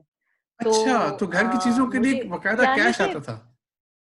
कैश अलहदा आता था और जैसे मैं आपको कह रही हूँ कि पेट्रोल के कार्ड्स थे जो कि उनके मतलब ज़ाती इस्तेमाल के, गाड़ियाँ अपनी नहीं थी। वो सारी अब बातें खुल के खुद ही आ गई। मैंने तो किताब में 2 ढाई साल पहले लिखा, लेकिन ये अब तो बातें सामने आ गई हैं। घर के दरख्त तक, मतलब पनीरियाँ जो होती हैं, जो दरख्त होते हैं, वो कोई चीज़, मतलब इतने बेनिफैक्टर्स, और वो सारे आज आप देखें वो कैबिनेट में भी बैठे हुए हैं, वो टिकट्स भी लेके बैठे हुए हैं। सारे सारे वो पैराशूटर्स इसी वजह से बैठे हुए हैं क्योंकि कोई इधर ट्रीट कर रहा है तो कोई उधर ट्रीट कर रहा है। आप तो देखिए मुझे उन्होंने उनको इस बात पे भी ऐतराज़ था कि एक दफ़ा किसी ने उनसे शहद की बोतल के लिए ₹5000 माँग लिए, कहीं से शहद भेजी। तो एवरी सिंगल मॉर्निंग वो उसको गालियाँ निकालते थे कि ये इतना ये है और वो है कि देखो इसने मुझसे पैसे माँग लिए शहद की बोतलों के लिए। लेकिन मतलब जूते, कपड़े, एवरीथिंग तो ज़्यादा तो मेरा एक्चुअली खर्चा इस बात पे हुआ कि एक तो मुझे अपनी एक अपीयरेंस ज़ाहिर है एक लीडर की बीवी के तौर पे क्योंकि उससे पहले तो मैं टीवी के साथ जब अटैच थी, तो टीवी पे जब आप काम करते हैं तो आपके जो टीवी चैनल्स होते हैं वो आपका मेकअप और आपके कपड़े और वो उनकी अक्सर ज़िम्मेदारी होती है। आपके पास मेकअप आर्टिस्ट होता है वो करते हैं। तो मेरा तो एक अपना खर्चा बढ़ गया और एक इमरान की भी क्योंकि जो लोग चीज़ें भेजते थे, आपने देखा होगा जब से ये वज़ीर-ए-आज़म भी बने हैं तो कभी अजीब-अजीब बेतुके से कपड़े पहनते हैं जो उनके साइज़ के नहीं होते। तो लोग तो इस तरह की हरकतें करते हैं कि जूते कभी बड़े, कभी सूट्स बड़े। तो मैं आप यकीन करें कि मेरा अपनी तनख्वाह और मेरा ख़्याल है बहुत सी ख़वातीन शौक से करती हैं, मोहब्बत से करती हैं। जब तक मुझे नहीं पता था कि ये सोर्सेज़ ऑफ इनकम कहाँ से आ रही हैं और मुझे बड़ा एतराज़ था। और मुझे बहुत एतराज़ था और ये भी एक वजह थी कि मेरी इस एतराज़ की वजह से, इस नज़रिए की वजह से मुझे नापसंद किया जाता था क्योंकि ना मैं किसी से रिश्वत लेने पे राज़ी थी मतलब मैं बनी गाला में रही हूँ, मैंने कभी किसी से एक पैसा नहीं लिया। ये जो इन्होंने मेरे बारे में बातें की कि इससे पैसे लिए, इससे करोड़ लिए, इससे ज़ेवर लिया, उससे कपड़े लिए, ये सब झूठ है। ये सब इन्होंने झूठ क्रिएट किया और चूँकि मैं ये नहीं कर रही थी, क्योंकि लोग मेरे साथ भी अपना धंधा शुरू करना चाहते थे, जो कि मैंने नहीं करने दिया। और वो मैंने आप कहें तो मासूमियत में नहीं किया कि मुझे समझ भी नहीं आई। सच्ची पूछे तो मुझे शुरू में तो समझ भी नहीं आई और दूसरा मैं मेरी आदत नहीं है कि अच्छा, मैं किसी से एक चीज़ आपने बड़े हैंडआउट्स मज़े लूँ। की भी बताई, मैं आपकी बात काट रहा हूँ। आपने कहा शॉपिंग बैग में भी पैसे आते थे, बैगों में भी आते थे, कैश आता था। फिर हम ये देखते हैं कि इस्लामाबाद में एक बहुत महँगा टावर ग्रैंड हयात में, अभी डॉन में ये स्टोरी भी छपी है कि 240 जी, इमरान साहब की भी उसमें एक इंटरेस्ट है। और इसके अलावा हमने ये देखा कि ज़मान पार्क का घर बाकायदा गिरा के दोबारा से बनाया गया। एक तरफ आपने कहा कि वो बिल्कुल गरीब, दूसरी तरफ आपने कहा पैसे कैश में आते थे। तो ये थोड़ा उनकी पर्सनैलिटी का तज़ाद सामने नहीं आ रहा?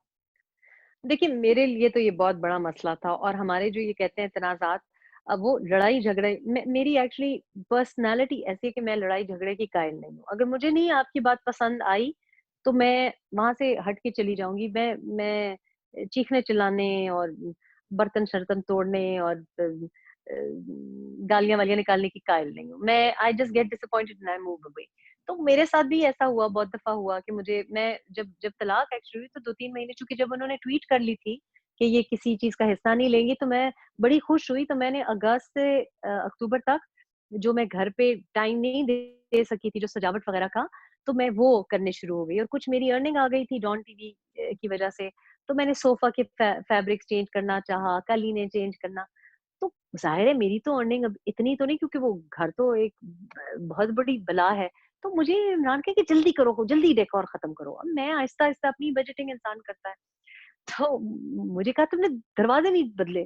मैंने कहा दरवाज़े वो एक-एक जो दरवाज़ा है उसका एक-एक जो पन्ना है वो 75,000 का है, तो मैं आहिस्ता-आहिस्ता कर रही हूँ क्योंकि सारे जो दरवाज़े थे उनको दीमक लगी हुई थी, तो मैं अच्छी तरीके से ट्रीट कर रही थी। और प्रॉपर्टी में बड़े बुरे तरीके से काम हुआ था, तो मैं कुछ स्ट्रक्चरल जो फॉल्ट्स थी वो ठीक कर रही थी। तो मुझे उन्होंने कहा वो टिम्बर पड़ा हुआ है, हमने इतना पकड़ा है, वो तुम इस्तेमाल करो केपी से, वो तुम्हारा बंदा चला जाएगा। मैंने कहा इमरान वो तो मेरे इस्तेमाल के लिए तो नहीं है ना, वो तो हाउ कैन आई मतलब ये जो टिम्बर जो माफिया से पकड़ा हुआ था, जो कि एक बड़ी उस ज़माने में एक स्टोरी चली थी। जो जिस फ्लैट की आप बात कर रहे हैं, मेरे सामने ये बात हुई कि जो वो पेंट हाउस का फ्लैट है, पेंट हाउस जो ऊपर वाला फ्लैट होता है, ये ग्रैंड हायट की बात हो रही है। ग्रैंड हायट टावर जो 1 कॉन्स्टिट्यूशन एवेन्यू पे जिसकी इजाज़त मिली थी, फिर कंट्रोवर्सी बनी 2017 में और उसका जो ऊपर टॉप फ्लोर है वो मैंने जिस फ्रेंड से इन्होंने लिया इनके दोस्त हैं जो कि जिनके बारे में मैंने तफ़सीलन लिखा है। तो मेरी उनसे मुलाकात एक दफ़ा फिर हुई इनकी सालगिरह पे। तो मैंने उन्हें मज़ाक में कहा, मैंने कहा ये जी पेंट हाउस आपने अपने दोस्त को तो 1 करोड़ में दे दिया है। तो मुझे भी 1 करोड़ में कोई चीज़ नहीं मिल सकती? तो मुझे उन्होंने कहा जी 1 करोड़, तो उनका नहीं है वो। और उन्होंने मुझे उस वक़्त ये बात कही कि सिंध के एक पॉलिटिशियन ने मुझे कैश इतना भेजा है, तो 5th फ्लोर पे भी उनके लिए जगह नहीं है। ये मुझे उन्होंने उस साहब ने कहा। तो वो जो पेंट हाउस है ग्रैंड हायट पे वो 1 करोड़, और अभी आप ये जो डॉन की खबर कह रहे हैं, उसमें जो ही इमरान आए हैं पावर में 2019 में, मेरा ख़्याल है उसको जो भी उसकी कंट्रोवर्सी थी वो रिज़ॉल्व हो गई है, और उनको मतलब ग्रीन टिक अप्रूवल की मिल गई है। लेकिन 1 करोड़ का वो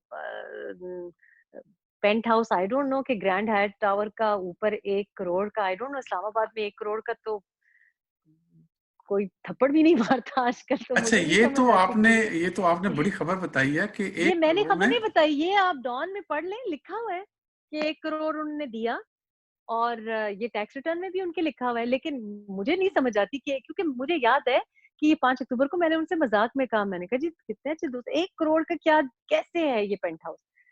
तो क्योंकि आप मुझे बताएँ, आप जो भी इस्लामाबाद में रहता है, कि 1 करोड़ का क्या मिल सकता है? ये बहुत ज़बरदस्त ग्रैंड हायट टावर, जो कि ग्रैंड हायट होटल की जो चेन है उसके ज़ाहिर नाम पे है। तो उसमें बड़े लोगों के, मैं आज पढ़ रही थी कि कितने लोगों के उसके अंदर नाम है, लेकिन जो ऊपर वाला फ्लैट है वो मुझे बताया गया था कि पेंट हाउस जो है वो इमरान साहब का है, और वो उसके लिए उन्होंने जो पेमेंट दी थी उस वक़्त को 1 करोड़ से, अभी मैंने अखबार में जो आई है वो 1 करोड़ से ज़्यादा है, मुझे 1 करोड़ बताया गया था। तो 1 करोड़ वाह! 10 है कि 1 करोड़ 12 लाख है। 1 करोड़ तो फिर में वहाँ पे आप वाक़ई सही कह रही हैं। उसकी इस्लामाबाद में उसकी मैं रहा फुल हुआ हूँ और मुझे पता है फुल इस्लामाबाद प्राइस कितना महँगा है और फुल सब दुनिया प्राइस जानती 30 है। मिलियन लिखा हुआ है। फुल प्राइस उसकी, अभी अगर आप पढ़ें फाइन प्रिंट, तो लिखा हुआ है कि सबलीज 30 मिलियन। लेकिन 30 मिलियन भी, आई डोंट नो। मुझे आप ले दें, आप D12 में मुझको ले दें, D12 में भी आपको 1 करोड़ का कुछ नहीं मिलता। 1 करोड़ मेरा ख़्याल है कि आपको भी, हम प्रॉपर्टी करते हैं, हमें पता है, हमें दिन-रात पता है कि 1 करोड़ में it is impossible to get anything. लेकिन फिर बड़े ये आप बात लोग, बता बड़ी रही हैं, गल्ला। ये आप बता रही हैं बात सर्टिफाइड सादिक और अमीन के मुतालिक। ये आपके सामने जो डॉन की आर्टिकल है, आप देख लें, इसमें ये लिखा हुआ आ गया। मैंने तो पहले लिखा है, लेकिन ये 2019 की खबर है, और 2017 में भी मेरा ख़्याल है इसके ऊपर केस बना था। बड़े लोगों के ECL पे नाम आए थे इसको लेके, लेकिन 2019 जनवरी में मेरा ख़्याल है शायद इनको सब, मतलब रिज़ॉल्व हो गया था इश्यू, शायद सुप्रीम कोर्ट ने रिज़ॉल्व किया है। अच्छा, मैंने हाँ, ऑब्वियसली इसको हमारे चेंज चंद नहीं किया। चंद क्वेश्चन और हैं और मैं चाहूँगा कि हमारे जी, देखने वाले हमारे साथ जुड़े रहें, बल्कि ना सिर्फ जुड़े रहें, इस चैनल को सब्सक्राइब भी करें। बड़े इंटरेस्टिंग क्वेश्चन अभी बाकी हैं, 2-4 और आपसे करने हैं। मुझे ये बताइए, आपने भी ज़िक्र किया कि जो पैसा आता था और जी, जी, उस वक़्त आप जब वहाँ पे उनकी वाइफ़ भी थी और 2014 की बात है और केपीके में उनकी गवर्नमेंट थी। जी। आपके ख्याल में वो लोग जो पैसे भेजते थे, उनका इंटरेस्ट केपीके में भी था? देखिए, उस वक़्त तो सिर्फ़ केपी में हुकूमत थी, तो देखिए इंटरेस्ट तो पाकिस्तान में हमारी बदकिस्मती है, लेकिन हमारा जो मुल्क है, तमाम सूबा जात जो हैं, वो मिनरल रिच हैं, वो मादनियात से, वो नेचुरल ब्यूटी से, तेल से, गैस से, बहुत हम, मतलब हम तो बहुत खुशनसीब, हम हमारी तो खुशकिस्मती है कि हमें ये खिता और ये हिस्सा मिला है उसमें। लेकिन हम बददयानत लोग हैं, तो हमने उसका फ़ायदा नहीं उठाया। तो ये जो शार्क्स होती हैं, वो तो ऐसे लोगों के साथ अटैच होती हैं कि अंदर घुस जाएँ। देखिए अगेन, जो आपके खर्चे उठाएगा ना, वो कोई भी आपका कोई खैर-ख़्वाह नहीं होता। माँ-बाप के अलावा कोई खैर-ख़्वाह नहीं होता आपका। लेकिन ये बात समझने की है, तो उस वक़्त भी लोग इन्वेस्ट कर रहे थे, और खैबर पख्तूनख्वा में आपने देखा है, वो मालम जब्बा स्कैंडल आप देख लें, BRT का स्कैंडल देख लें, कि करप्शन क्यों होती है? करप्शन इसलिए होती है, जब आप बददयानती करते हैं, और करप्शन अगर आपके अंडर होती है, तो चाहे आप, आपकी गफ़लत से हो या आपकी इन्वॉल्वमेंट से हो, आपको अच्छा, रिस्पॉन्सिबिलिटी, आपको ज़िम्मेदारी एक चीज़ और उठानी इसमें चाहिए। ऐड कर दीजिए रेहाम। अ, जब हम 2014, 2015 की बात करते हैं, तो अखबारों में बहुत ज़्यादा ये बात भी छप के आई कि वहाँ पर डिफेक्टो वज़ीर आला जो हैं, वो जहांगीर तरीन साहब थे। क्या आपने ऐसा जी। महसूस किया? देखिए, जो तनाज़ा, हमारा जो मेन तनाज़ा था, और अगर आप पढ़ें किताब, तो जो आखिरी मेरी बातचीत भी हुई, तो मैंने उनको यही कहा, मैंने कहा तुम ये जो मेरे से मसला है ना, ये जो तुम लोग कर रहे हो मैं समझती हूँ। मसला तुम लोगों को इससे है कि तुम्हारी बीवी करप्ट नहीं है।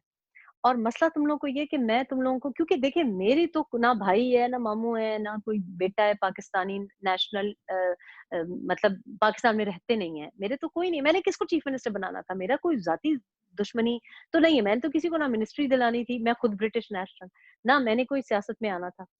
मैं उनको लाके रोज़ देखती थी क्योंकि मैं रिपोर्टर थी, रिपोर्टर हूँ, आज भी मैं दुकानदारों से डायरेक्टली बात करती हूँ, मैं बिज़नेसेस से खुद फ़ोन उठा के डायरेक्टली बात करती हूँ। मेरे मेरे में कोई एयर्स एंड ग्रेसेस नहीं है। कल के दिन में मैंने 4 बिज़नेसेस को खुद डायरेक्टली फ़ोन किया, वो भी हैरान हो गए। आई वांट टू नो, और मेरा सिर्फ़ एक रिपोर्टिंग का नहीं, मैं I have a genuine interest कि लोगों की मदद की जा सके। तो उस वक़्त भी मैं इनको ये कहती थी कि देखो मुझे ये फ़ाइल आई है, ये 586 तकर्रियाँ इस बंदे ने की है, तुम पढ़ लो। ये देखो मुझे फ़ाइल दी है, सलीम साफ़ी ने मुझे कहा है कि मैं इसके ऊपर शो करूँगा, तुम ये फ़ाइल पढ़ लो। ये पीडो के बारे में जो असद उमर ने एक वहाँ पे जो हमारी एनर्जी डिपार्टमेंट बनाया खैबर पख्तूनख्वा का, उसके ऊपर मसाइल थे, फाइलें थी, एविडेंस की फाइलें थी, मैं लाके देती थी। इसी तरीके से मैं इनको लाके देती थी कि बीआरटी क्यों नहीं शुरू कर रहे, सेफ सिटी की लाके देती थी। ये लोग मुझको पकड़ाते थे। फिर आपको याद होगा टीचर्स का एक तनाज़ा उस वक़्त चल रहा था। वो खैबर पख्तूनख्वा में इज़्ज़तदार ख़वातीन पीएचडी करके हमारे घर के बाहर धरना देती थी। मैं घर के अंदर दाखिल नहीं हो सकती थी, वो मुझे पकड़ लेते थे और मैं उनकी बात सुनती थी। मैं तो ऐसी नहीं हूँ कि लोगों को कोनियाँ मारूँ और धिक्के दूँ और थप्पड़ मारूँ। तो मैं उनकी बात सुनती थी, उनके जेन्युइन कंसर्न्स थे। लोग मुझे जहांगीर तरीन का कंप्लेन करते थे, मुझे असद उमर का कंप्लेन करते थे, लोग मुझे परवेज़ खट्टक का कंप्लेन करते थे, आम अवाम कंप्लेन करती थी और मुझे जनरल हामिद जो एहतसाब कमीशन के हेड थे, वो कंप्लेन करते थे, अपने हस्बैंड को समझाओ मुझे एक्शन लेने दे। तो हस्बैंड मेरा समझने को, सुनने को राज़ी ही नहीं था। ये जो हमारे अगर कोई तनाज़ा था, तो ये तनाज़ा था कि मैं लाती थी फाइल, वो कहते बोर ना करो, प्लीज़। इस वक़्त ना, इस वक़्त मेरा रिलैक्सेशन का टाइम है। सुबह के वक़्त लेके आओ, नहीं इस वक़्त मेरा नाश्ते का टाइम है। तो वो बंदा, it was very frustrating for me कि मैं कोई बात उनको, हज़ारा यूनिवर्सिटी का इश्यू हो, बीएचयूज़ का इश्यूज़ हो, डॉक्टर्स का इश्यू हो, फिर हेल्थ एक्ट 2015 का। मुझे डॉक्टर्स देखें, मेरी अपनी फैमिली और मेरी सारी फ्रेंड्स मेडिकल प्रोफ़ेशन से हैं। मैंने बचपन अपना पेशावर में गुज़ारा है। मुझे लोग अप्रोच करते थे और वो यही समझते थे कि अभी तक तो इमरान को पता नहीं था, अब हम बीवी को बताएँगे, ये बीवी जाके उसको बताएगी। जहांगीर तरीन बीच में इन्वॉल्व नहीं होगा, ओन चौधरी इन्वॉल्व नहीं होगा, कोई इन्वॉल्व नहीं होगा। तो मैं जब डायरेक्ट जाती थी तो वो आगे से मुझे मायूस कौन, वो देखना पसंद ही नहीं करते थे। तो शुरू में तो मुझे लगा कि लेज़ीनेस है, सुस्त है, स्पोर्ट्समैन है, पढ़ना नहीं चाहता। मैं उनको फिर बुलेट पॉइंट्स, पहले पहले मुझे कहने लगे बुलेट पॉइंट्स बना के मुझे दे दो, वो मैं देती। वो करना ही नहीं चाहते थे। वो जैसे जान के वो पंजाबी का गाना है ना, सज्जान के मीठड़ी अख वे, वो that was his attitude Jahangir तरीन। नहीं सुनना मैंने इसके बारे में बात, नहीं सुनना मैंने परवेज़ खट्टक के बारे में बात, नहीं सुनना मैंने असद उमर के बारे में बात। और लोग आके जब जनरल हामिद ने आके 2 बार मेरे पास मिन्नतें की, तो तब देन आई गिव अप। और फिर मुझे उनके सामने भी एम्बैरेसमेंट होती थी कि मैंने बड़ी कोशिश की।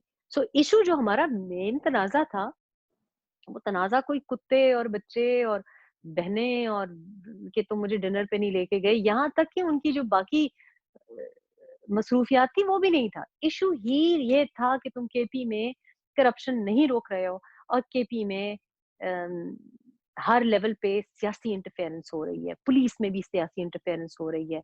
मेरे पास खबरें आती थी, खवातीन के मुझे ज़ारो कतार रोने की फ़ोन कॉल्स आती थी कि मेरा हस्बैंड मुझे बुली कर रहा है और वो पॉलिटिकली एफिलिएटेड है, पीटीआई का बंदा है। मैं किसी की मदद नहीं कर सकती थी, किसी की मदद नहीं कर सकते थे, क्योंकि मेरे हाथ बंधे हुए थे। और मैं जाके जब लीडर को कहती थी, लीडर सुनने को तैयार ही नहीं था। तो मेरे आखिरी अल्फाज़ भी उनके साथ यही थे। जब बार-बार उन्होंने मुझे कहा कि नहीं, रहना है कि नहीं रहना, मैंने कहा मैं नहीं रह सकती। तुम और मैं बड़े जुदा लोग हैं। तुम करोगे, ये इश्यू तो मेन यही है, करप्शन इश्यू है। करोगे तुम इनको फारग, क्यों तुम्हारी बीवी के पीछे पड़े हुए हैं सारी दुनिया? मतलब मियाँ-बीवी जब जब सियासत में भी तुमने ट्वीट कर दिया है, वो आ नहीं रही, वो घर से बाहर नहीं निकल रही, इनको क्या मसला क्या है? मसला सिर्फ ये था कि मेरे पास गरीब लोग आते थे, मेरे पास कंसर्न्ड लोग आते थे, जेन्युइन अच्छे लोग भी हैं पीटीआई में, वो आते थे कि जी खान साहब को कहें एक्शन लें। खान साहब अच्छा, वेर नॉट आपने इंटरेस्टेड। अभी जनरल हामिद की बात की और बाकी भी केपीके के लोगों का जिक्र हुआ। वहां पे 3 इंटेंजिबल प्रोजेक्ट शुरू हुए। एक, आपने देखा कि तालीम को ठीक करना है, यानी एज सच कोई विजिबल चीज नहीं थी।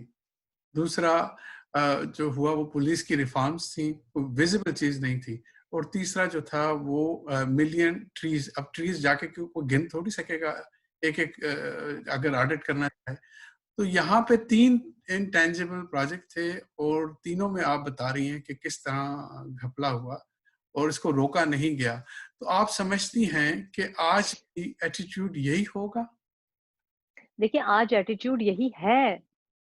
आप असेंबली में खड़े होके बहैसियत प्राइम मिनिस्टर कह रहे हैं कि शुगर माफिया फैला हुआ है और आपको शर्म नहीं आती कि जिस शुगर कमीशन की तरफ आप बात कर रहे हैं, उसमें से 53% 53% उठा के देख लें कमीशन में कौन है? वो लोग जो आपकी काबीना का हिस्सा हैं, जो आपकी गवर्नमेंट का हिस्सा हैं, जो आपके एटीएम्स हैं और आप मुड़ के उन्हीं को कह रहे हैं। वो पीछे बैठे हुए थे। इनको शर्म ही नहीं आती है। भई शुगर माफिया में 100 अरब गायब हो जाते हैं, लेके आए ना वापस। ये 2.5 करोड़ की बात कर रहे हैं कि जी अजमल खान वज़ीर की मुबैना इश्तिहारी कैंपेन पे 2.5 करोड़ का, you know this is a joke. 2.5 crore का अभी इंक्वायरी भी नहीं हुई, उनको मुस्ताफ़ी करना पड़ा। लेकिन आप 80 अरब, 100 अरब की शुगर माफिया में तो 1 पैसा लेके आ जाएँ। ये जो इनके लड़के शोर मचाते थे कि जी 200 अरब आएँगे, तो ये जो 100 अरब का घपला हुआ है शुगर माफिया में, 300 बिलियन पेट्रोलियम मसनूआत में कंपनीज़ ले गई हैं। आपकी व्हीट क्राइसिस में कितना माफिया ले गए हैं। आईपीपी सेक्टर में क्या हो रहा है? ये किसकी वजह से हो रहा है? Who it's happening underneath your nose. तो क्या आप बेहोशी के आलम में हैं? तो ऐसा तो चौकीदार भी आप कोई नहीं रखते ना, आपका चौकीदार कहे कि जी मैं तुम्हें तनख्वाह दे रही हूँ चौकीदारी की, और तुम कहो कि जी बीबी वो तो सारे आपके ज़ेवरात भी चोरी करके ले गया और लैपटॉप्स भी लेके चोरी करके ले गया। तो मैं पूछूँगी तुम्हें मैंने किस लिए गेट पे बिठाया हुआ था बेटा? तो मैं सो रहा था। तो आप सो रहे थे तो फिर आपको फारग करना पड़ेगा ना, फिर मैंने चौकीदार इसलिए तो नहीं रखा हुआ, मैंने सिक्योरिटी गार्ड किस लिए रखा हुआ है? प्राइम मिनिस्टर ये कहते हैं कौम का बाप होता है। कौम का बाप अगर आपने अपने कौम को अपने बच्चे समझा होता, वैसे तो उनका ट्रैक रिकॉर्ड एज़ अ बाप भी काफ़ी पुअर है, लेकिन अगर आपने इनको अपना खानदान, अपनी फैमिली समझा होता तो आपका दिल दुखता। दिल दुखता तो आप पीआईए क्रैश पे जाते ना, नथिया गली में आप वेकेशन ना मना रहे होते। जो नथिया गली और गलियात पूरी दुनिया के लिए बंद है कोरोना में, आप वहाँ पे जनाब फैमिली के साथ, फ्रेंड्स के साथ हॉलिडे एन्जॉय कर रहे हैं। पीआईए का क्रैश दुनिया में लोग ईद की वजह से जो वो क्रैश हुआ है, मतलब लोगों ने ईद पे जोड़े नहीं पहने नए। बड़े-बड़े मैंने सख्त दिल लोगों का सुना है। 2-3 दिन तो लोग गैरों के लिए रोते रहे। जनाब आपका बाप जो है वो नथिया गली में बैठा हुआ है। बाप ऐसा मुमकिन है कि आपके घर में मैयत हो, आप नतिया गली में अय्याशी करें? बाप के बच्चे भूखे सो रहे हों, पहले आप कहें कि 2 रोटी से 1 रोटी पे आओ, फिर आप आधी रोटी उनके एक निवाला ना छोड़ें।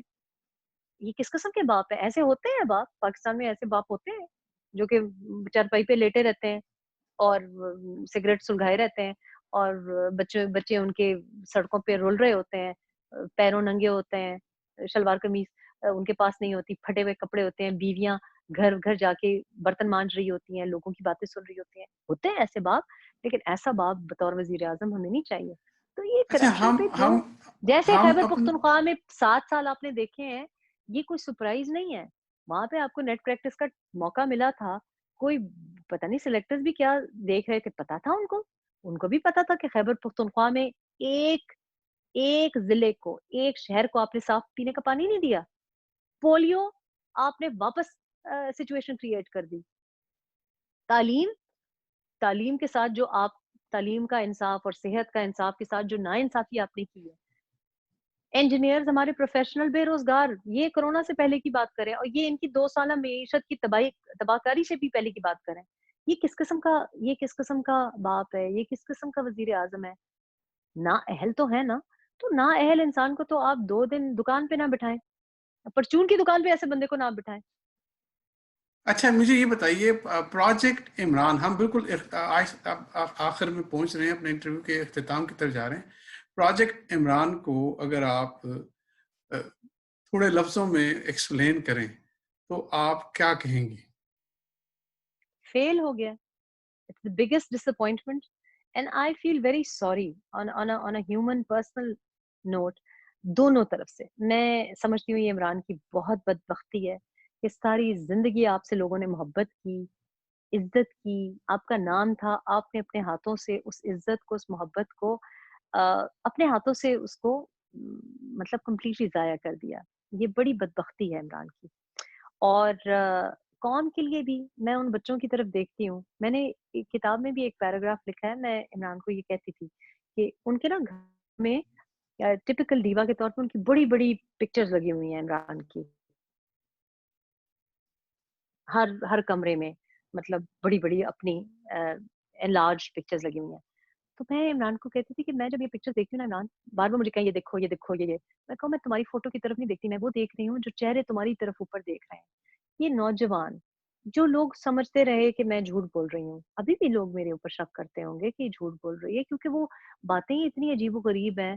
देखिए ना जो हीरो जो प्रोजेक्ट था वो तो ये अयाज़ अमीर, ये हसन निसार साहब, अमजद शोएब, हारून रशीद, ये त एआरवाई मतलब सारे चैनल, सारे एंकर्स किस तरह इन्होंने बिल्ड किया और किस तरह इन्होंने उन लोगों को ज़लील किया जिन्होंने इमरान की हकीकत बताने की कोशिश की। तो मैं ये सोचती हूँ कि ये डिसअपॉइंटमेंट तो बिकॉज़ एक जन्नत का प्रॉमिस होता है, एक होप होती है। वो होप इन्होंने मैं समझती हूँ कि सिलेक्टर्स ने हमसे छीन ली है। अब लोगों में एक मायूसी है, लोगों में एक एपैथी है। एक तो वो ये समझते हैं कि वोट डालने की ज़रूरत ही नहीं है, वोट हम किसी को डालते हैं, जिता किसी और को देते हैं। दूसरा ये कि इमरान खान ने हमारी उस उम्मीद को बिल्कुल रेज़ा-रेज़ा कर दिया है कि कोई भी पाकिस्तान में सच्चा इंसान है या कोई हमारी मुस्तक़बिल का मसीहा हो सकता है। और ये बड़ी एक मायूसी की लहर है पाकिस्तान में, बड़ा सख्त जो नौजवान है और इवन जो ब्यूरोक्रेट है, वो जो तब्दीली के ख्वाहिशमंद थे, वो सर्टेनली बहुत मायूस हैं।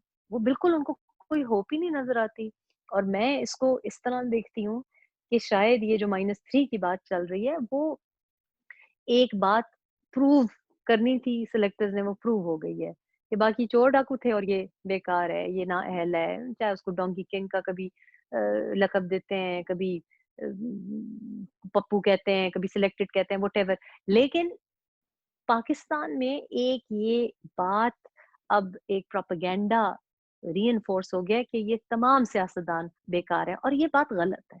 क्योंकि एक्चुअली सियासत गलत नहीं है, जमहूरियत गलत नहीं है, पार्टीज़ और सियासी पार्टीज़ गलत नहीं है। देखिए, जिस तरह से पाकिस्तान में जमहूरी निज़ाम के साथ एक मज़ाक किया जाता है, जहाँ वोट को इज़्ज़त नहीं दी जाती, वोटर को इज़्ज़त नहीं दी जाती और जो जिसकी कंस्टिट्यूएंसी से आप इलेक्ट होके आते हैं, आप जाके उसको अपने गन्स दिखाते हैं, अपना प्रोटोकॉल दिखाते हैं, आप ये नहीं समझते कि आप उसके नौकर हैं। ये जो फ्यूडल है सिस्टम हमारा, वो सिर्फ वो नहीं है जो कि पैदाइशी फ्यूडल है, ये फ्यूडल माइंडसेट है।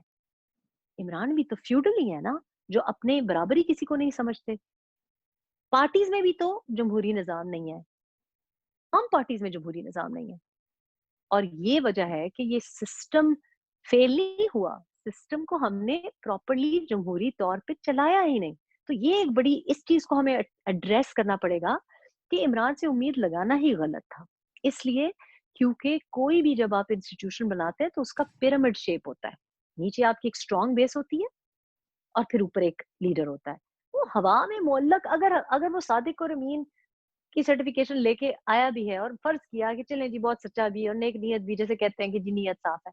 लेकिन जिस बंदे को टीम ही ना बनानी आती हो, जो बंदा आया ही गलत रास्ते से हो, जिस जिस इमारत की जो बुनियाद है वो रेत की हो, वो खड़ी नहीं हो सकती। वो उसको आप नहीं बना सकते ना। आप उसको दुनिया की सबसे ऊँची तामीर नहीं कर सकते टावर उसके ऊपर क्योंकि सही। उसकी अच्छा, बुनियाद मैं जमहूरी चाहूँगा है। कि आप मुझे साथ में ये भी बताइए, देखिए अभी आपने ज़िक्र किया कि पप्पू फ़ेल हो गया। हुँ, मैं आपसे ये सवाल है मेरा कि जब इमरान अपोज़िशन में थे, 30 लोग उसके पास मेंबर थे, टोटल 30 मेंबर थे। लेकिन उसने 2013 से लेके 2018 तक दबंग किस्म की अपोजिशन की। अब जब वो उसको लाया गया एज अ रिप्लेसमेंट, तो आप क्या ये नहीं समझती कि पाकिस्तान में अब उसके फेल होने से हमें एक अच्छा अपोजिशन लीडर भी खो गया? I think so, I think this is a very good question. और इस वजह से, क्योंकि मुझे अफसोस इस पिछले 2 साल में सिर्फ ये नहीं हुआ कि इमरान सिलेक्टेड है। सबसे बड़ा जो मुझे अफ़सोस हुआ है, वो ये कि बाकी सियासी पार्टीज़ भी ये समझने शुरू हो गई हैं, उनमें भी एक रविश पैदा हो गई है कि यू नो हमसे तो कभी बाजवा साहब ने इतने प्यार से नहीं बात की। ये बातें उनकी स्पीचेज़ में, प्रेस कॉन्फ्रेंसेज़ में भी मुझे महसूस होती हैं। और मेरा ख़्याल है ये जो मोहब्बत की पींगें उनको नज़र आती हैं कि इतनी सपोर्ट उसको मिली है, वो भी कठपुतली बनना चाहते हैं, और ये बड़ी खतरनाक बात है। तो मैंने वो अपोज़िशन में भी वो वलवला ही नहीं देखा। कम से कम इमरान अपोज़िशन तो कर रहा था, बिल्कुल सीक सही कह रहे हैं। और आज भी एक्चुअली पार्लियामेंट में अगर आप देखें तो इमरान ही अपोज़िशन कर रहा है। वो अभी भी लगता नहीं है कि वज़ीर-ए-आज़म हो या ट्रेज़री बेंचेस पे बैठे हों या काबीना का हिस्सा हों। वो जो बातें करते हैं उनकी कंटेनर की स्पीचेज़ हैं। लेकिन दूसरी तरफ से मुझे अपोज़िशन में वो दम नहीं नज़र आता। एंड वन कैन आर्ग्यू कि जी जेलों में डाल देते हैं, नैब के केसेस कर देते हैं, घर की बेटियों को नहीं छोड़ते, बीवियों को। आप देखें काज़ी फ़ाइज़ ईसा साहब की वाइफ़ के साथ क्या हो रहा है, एक सियासी इंतकाम हो रहा है। तो आई सपोज़ ये शायद, पर मैं तो इस बात पे बिलीव करती हूँ कि अल्लाह की ज़ात पे आपको यकीन करना चाहिए। और ये करियर पॉलिटिक्स ही है जिसकी वजह से आप ज़रा कॉशियस अप्रोच इस्तेमाल करते हैं। आप उनके इशारे का वेट करते हैं, और ये बड़ी गलत बात है। मतलब आप अपना कैरेक्टर ही ना दिखाएँ, क्रेडिबिलिटी ही ना दिखाएँ, आप अपनी इंटेग्रिटी ही ना दिखाएँ, आप डिमांड ही ना करें। सियासतदान को भी अपना हक डिमांड करना चाहिए और अवाम को भी डिमांड करना चाहिए। मेरा ख्याल है कि चुपचाप 2 साल से, आप यकीन करें कि मैं 2 साल मेरे लिए, एक-एक जब बिज़नेस बंद होती है पाकिस्तान में, मेरा लोगों के साथ एक ज़ाती ह्यूमन रिश्ता है। मैं जब देखती हूँ कि जी इस लड़के ने ये बिज़नेस शुरू की थी, पैसे जोड़-जोड़ के, बिज़नेस बंद कर रहा है। मेरी कार डीलर से बात होती है, वो कहते हैं जी हमारा बिज़नेस ठप है। मेरी जिम ओनर से बात होती है, वो कहते हैं जी हमारा बिज़नेस ठप है। ये कोरोना से पहले की बात बता रही हूँ। मेरी ख़वातीन से बात होती है, जो कि एक बड़े बड़े मुश्किल सिस्टम में अपनी बिज़नेसेस चलाती हैं, वो कहती हैं जी हम तो धागा इतना महँगा है, 90,000 का तो हमें धागा पड़ रहा है। इम्पोर्ट ड्यूटी इतनी बढ़ गई है, सीमेंट वाले, कंस्ट्रक्शन वाले, छोटा दुकानदार, सनअतकार, हाय-हाय हो रही है। आपका दिल दुखता है, इधर बैठे हुए मेरा दिल दुखता है, और मुझे गुस्सा आता है कि ये क्यों चुप करके बैठे हैं? ये क्यों प्रोटेस्ट नहीं करते? सबसे बड़ा मसला हमारे निज़ाम में ये है कि हमारी ये गुलामाना ज़हनियत है, वो हमारे सियासतदानों की भी है। इशारे का इंतज़ार कर रहे हैं, क्यों इशारे का इंतज़ार कर रहे हैं? ये कठपुतली मेथड अब हमें अबैंडन करना पड़ेगा। मैं इस वक़्त बहुत कंसर्न्ड हूँ, पाकिस्तान का जो ज्योग्राफी है, वो लोग डैमेज करना चाह रहे हैं। There is a foreign agenda जो कि चाहता है कि पाकिस्तान बिखर जाए, लोग बिखर जाएँ, हमारे टुकड़े-टुकड़े हो जाएँ। And we can we afford that? देखिए, लोग आपके ऊपर तोहमत लगाते हैं, मेरे ऊपर, मैं अकेली औरत थी, मेरे पीछे कोई सियासी पार्टी नहीं, मेरे पीछे कोई फाइनेंशियल बैकिंग नहीं थी। मेरे पास सिर्फ अल्लाह पाक की ज़ात थी और सच, सच की पावर थी। मैंने पंगे लिए हैं, मैं अभी भी ले रही हूँ। इसलिए क्योंकि मुझे पता है मैं सही हूँ, मुझे पता है कि मेरा कोई ज़ाती मफ़ाद इसमें अटैच नहीं है। लेकिन जब इंसान हिम्मत करता है तो अल्लाह आपकी मदद भी करता है। लेकिन ये क्या तरीका है? मुझे इन्होंने MI6 एजेंट कहा, तो मैं यहाँ छुप के बैठ जाती। मुझे तो ये कहा गया था ना कि आप चुप करके बैठ जाएँ, आपके लिए अच्छा ये है। मुझे इमरान ने कहा था आप तलाक के बाद उधर जाके कहना कि मेरे बच्चे पाकिस्तान में सेटल नहीं हो सके। मैंने कहा मैं क्यों झूठ बोलूँ? झूठ बोलना तुम्हारी आदत है, तुम झूठ बोलो, मैं तो वापस आऊँगी। कहते हैं MI6 एजेंट है, मैं वापस अपनी सरज़मीन पे आऊँगी, आएँ मुझे अरेस्ट करें, लेके जाएँ कोर्ट में, ट्रायल करें। रही हूँ मैं, 4 साल रही अच्छा, हूँ मैं। हम बिल्कुल अपने इंटरव्यू के इख्तिताम पे हैं।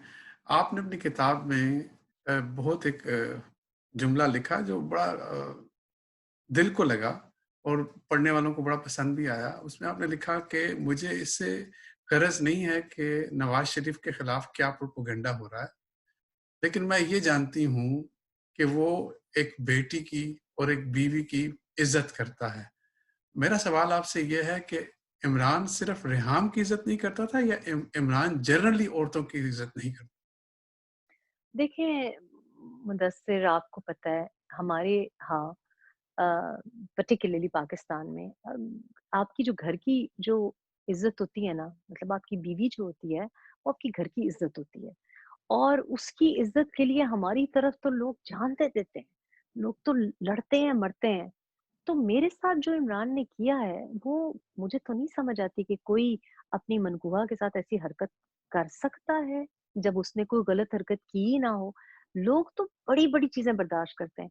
पर वही आप देखें बेटी को भी तो आज तक एक्सेप्ट नहीं किया, हक नहीं दिया और मेरा ख़्याल है कि जो मैं उनकी ज़ुबान से सुनती थी मतलब मैंने उनकी ज़ुबान से वैसे तो औरत क्या किसी मर्द की भी कभी अच्छाई नहीं सुनी, मतलब किसी दोस्त की भी। उनकी जनरली जो ज़िंदगी है वो उनकी ज़ात के इर्द-गिर्द मी पे रिवॉल्व करती है। उनकी नज़र में किसी और का इंटरेस्ट नहीं है। आप तो बेटी की या औरत की इज़्ज़त की बात करते हैं, मोहब्बत की बात करते हैं, लेकिन उन्होंने अपनी सियासत के लिए बहुत कुछ कुर्बान किया है। ये जो कहते हैं ना कि जनाब पाकिस्तान के लिए नहीं किया, वज़ीर-ए-आज़म बनने के लिए किया है।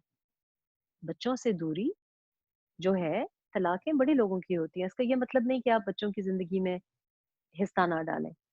तो ये जो इनकी उसके लिए खातून हो, बीवी हो, बेटी हो, कोई हो, वो कुर्बानी देने के लिए राज़ी हैं क्योंकि उनके लिए ये शेरवानी सबसे ज़्यादा कीमती चीज़ थी। उनके लिए ये मोटिव बड़ा कीमती था, जिसके लिए वो अपनी घर की इज़्ज़त को नीलाम कर सकते हैं और उन्होंने किया है और I think he has a very cold attitude towards it. तो मैंने जनरली भी बिकॉज़ वुमेन प्रोटेक्शन की भी हमने जब उनसे बात की, वुमेन वोट की हमने बात की, उनका ये बात कहना कि जी औरतों के लिए औरतों के हुकूक की इज़्ज़त करना या औरतों के लिए कुछ करना, उनका इंटरेस्ट अपनी ज़ात से बाहर किसी चीज़ के लिए भी नहीं है। ना किसी ना किसी अ, रिश्तेदार के लिए है, ना किसी दोस्त के लिए है। वो इंसानी रिश्तों की जो जो कदर हम करते हैं, वो उसके कायल ही नहीं है। मैंने नहीं देखा और मुझे बहुत से लोग इस बात पे तनकीद करेंगे, लेकिन आहिस्ता-आहिस्ता आप लोगों को दिखाई देगा। ये तो मेरा आँखों देखा हाल है कि उनमें वो जो एक है बेहिसी है। Thank you very much Reham, आपसे बातें बड़ी अच्छी हुई। बहुत तशनगी रह गई है और मैं समझता हूँ कि दोबारा फिर हम कभी आपको मदऊ करेंगे अपने इस प्रोग्राम में अपने देखने वालों के लिए और आपसे जो सवालात नहीं पूछे because of the time constraint वो हम दोबारा भी कभी पूछेंगे। आपका मैं बहुत शुक्रिया अदा करता हूँ। आपने हमें बहुत टाइम दिया। Thank you very much Reham. अस्सलाम वालेकुम। Thank you. वालेकुम सलाम। अल्लाह